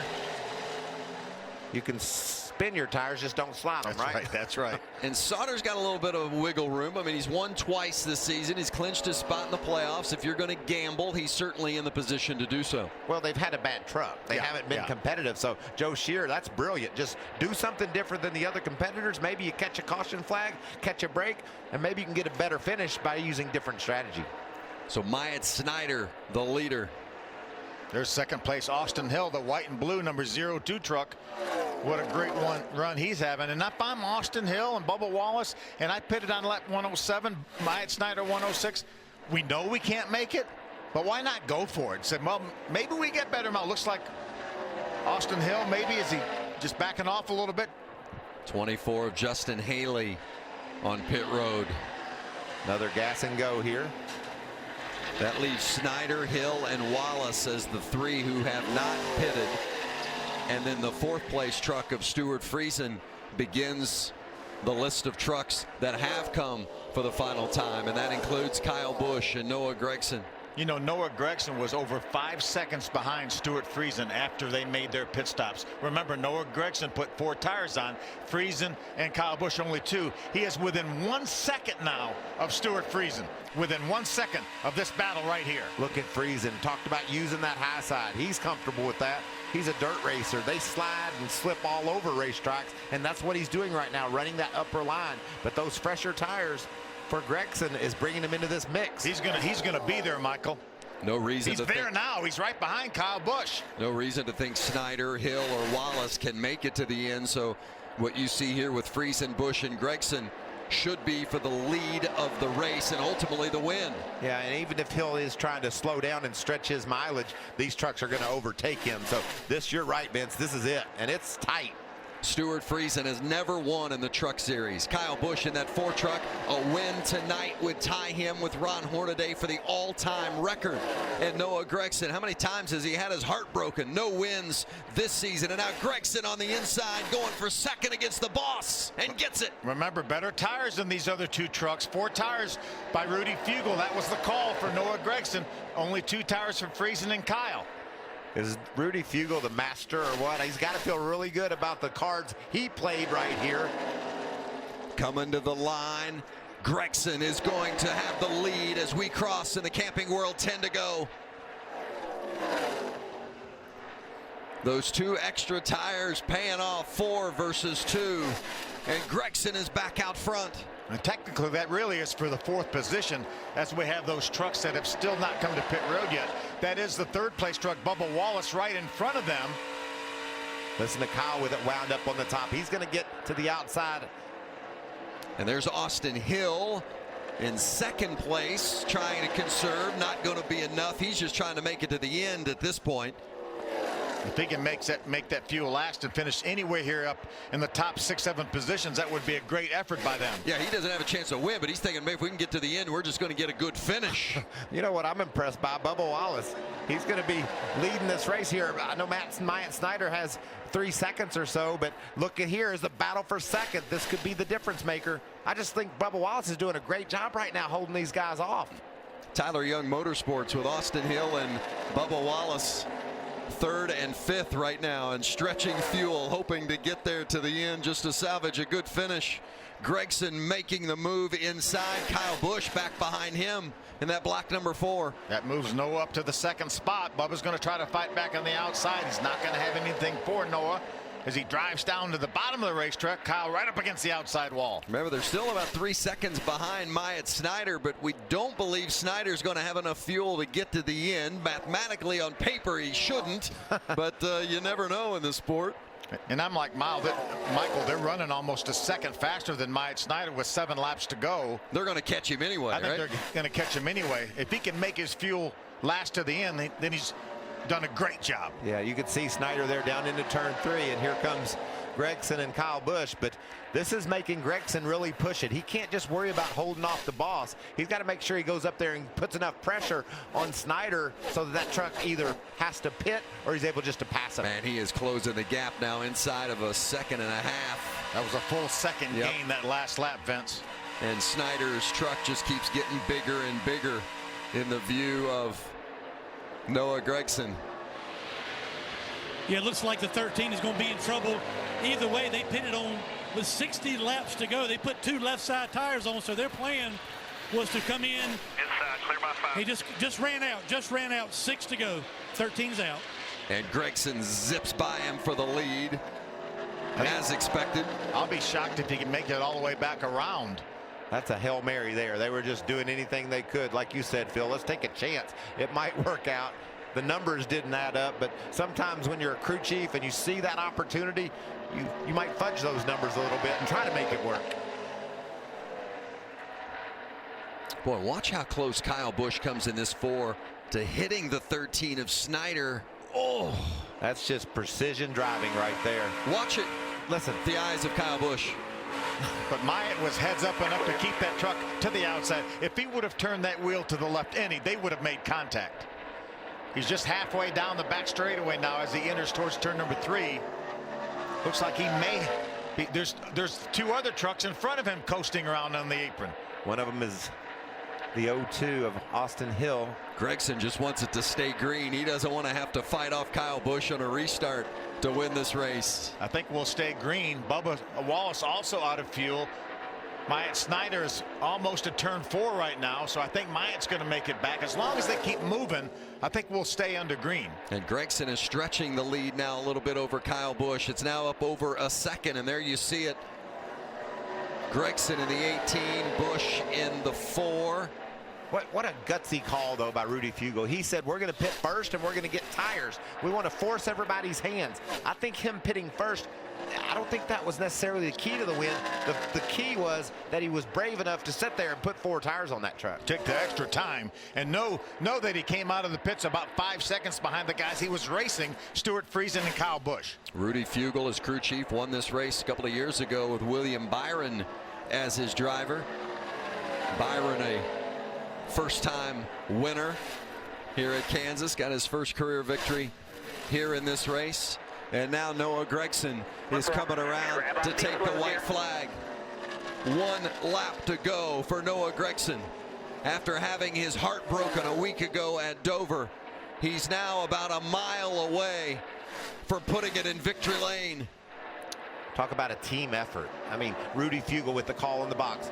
Tony Hirschman just constantly and steadily working that young man through all kinds of challenging situations. Awesome. A perfect night. He won the pole. He won stage 1. He won stage 2. And now he's going to win the race. Noah Gregson victorious at Kansas.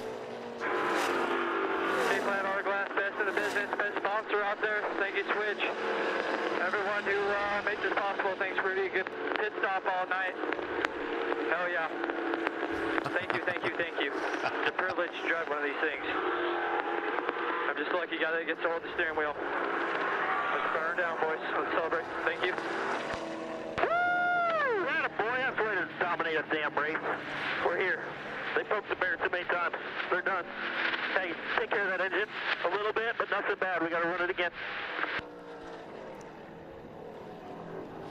The joy in the voice of crew chief Rudy Fugle and the relief from Noah Gregson. Allen is with the crew chief. High fives all around down here in the 18 box. When you had to make the call for 4 tires, was there any question in your mind Noah could drive back up to the front? No, I mean, 4 tires is the only call to me. I mean, I really didn't think the other 2 would take it. And once they did, and I seen the lap times, I knew it was game over, you know. So, you know, even if there was a caution, I thought it was the right call. So we were so fast. They're trying to do something to beat us. So, Safe Light Auto Glass, Toyota, TRD, everybody at KBM. Everybody humped really hard this winter, this off season, and then this last weekend to repair that Dover truck. We're getting stuff going in the right direction. Happy Mother's Day to everybody. Happy Mother's Day to my mom, my wife. Can't wait to get home. Interesting 2 weeks for the 18. They get the win. The guy's so good, isn't he? Oh, he's awesome. He just knew the call he wanted to make and forced others' hands too. Came to pit road first, which was smart. Got 4 tires, which was smart. And he put his young race car driver out in a position to go finish it off, and that's exactly what he did. Now, if you're wondering at home what's taking care of the engine, you could hear him. He was just doing some medium burnout. That toast was just mediumly burnt. For the second time in his Truck Series career, Noah Gregson is a winner. That's a fun young cat, too. He's a lot of energy, a lot of respect, too. You heard the words thankful and privileged. He thinks it's just an amazing opportunity he has to be able to drive these trucks. Made a mistake last week, went to victory lane to tell Johnny Sauter, congratulations, and I'm sorry, that was all on me. He's going to climb the fence. Look at him go.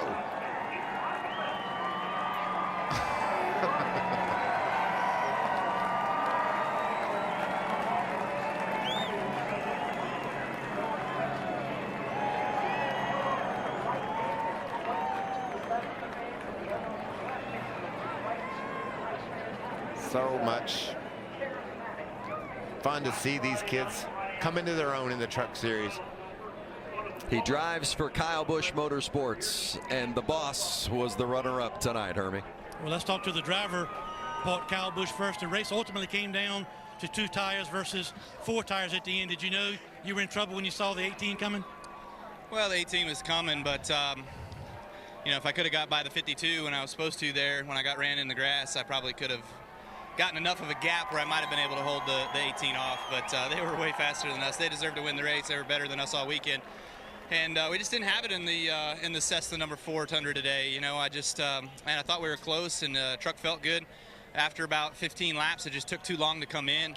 And then there on that last run, we didn't make enough adjustments with the 2 tires. We got way too tight, and you know, shoulda, coulda, woulda. But awesome run by Noah and those guys. They deserve it. They're fast, and they needed a boost, and they got one. And hopefully they're going to race for a championship. So hopefully this will help them get going.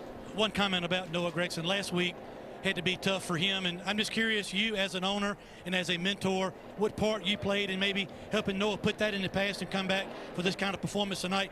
Profess, you know, good performance for him from start to finish.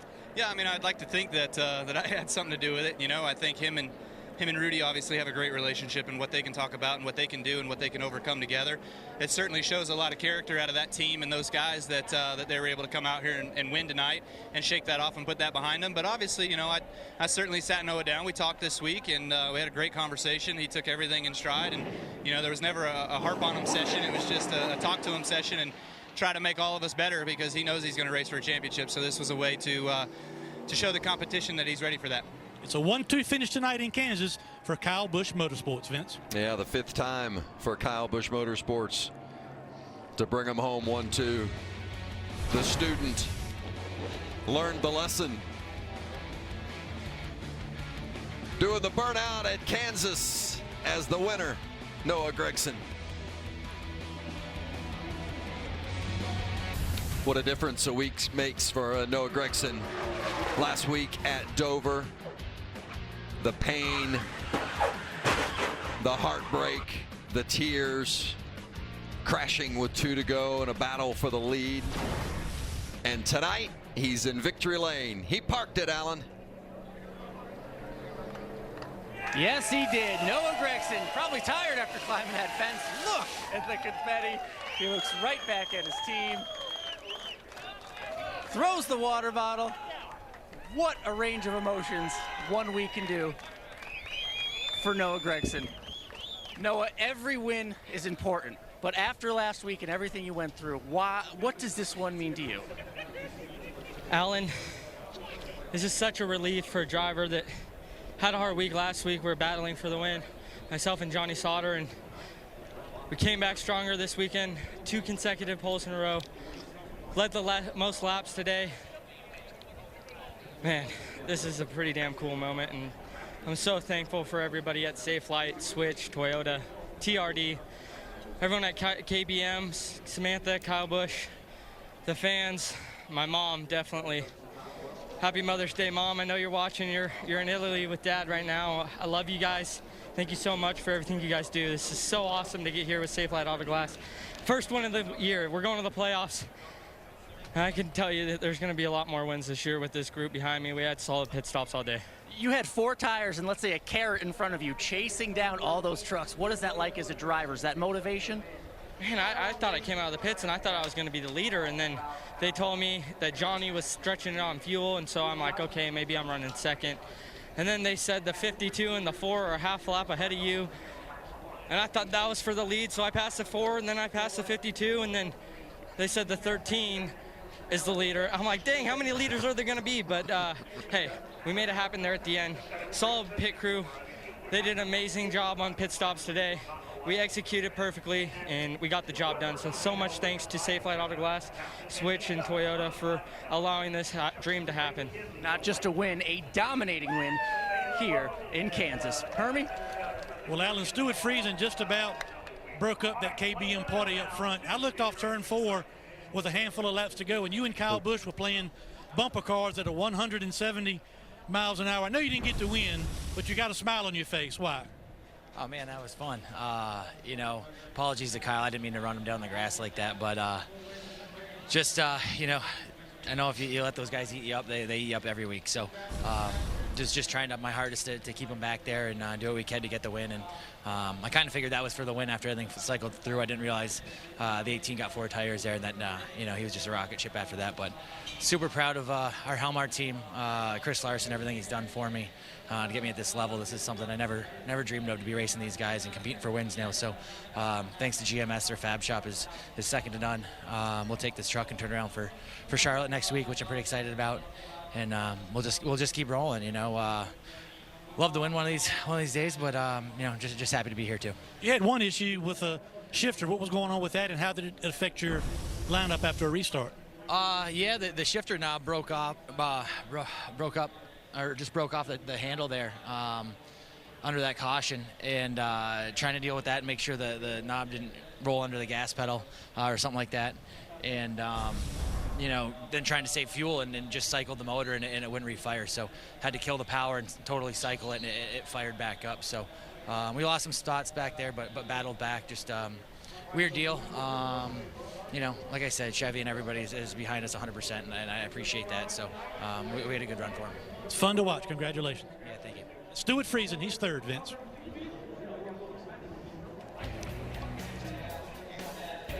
A little team meeting in Victory Lane. Lots of smiles out of the KBM camp. Bonus, boss?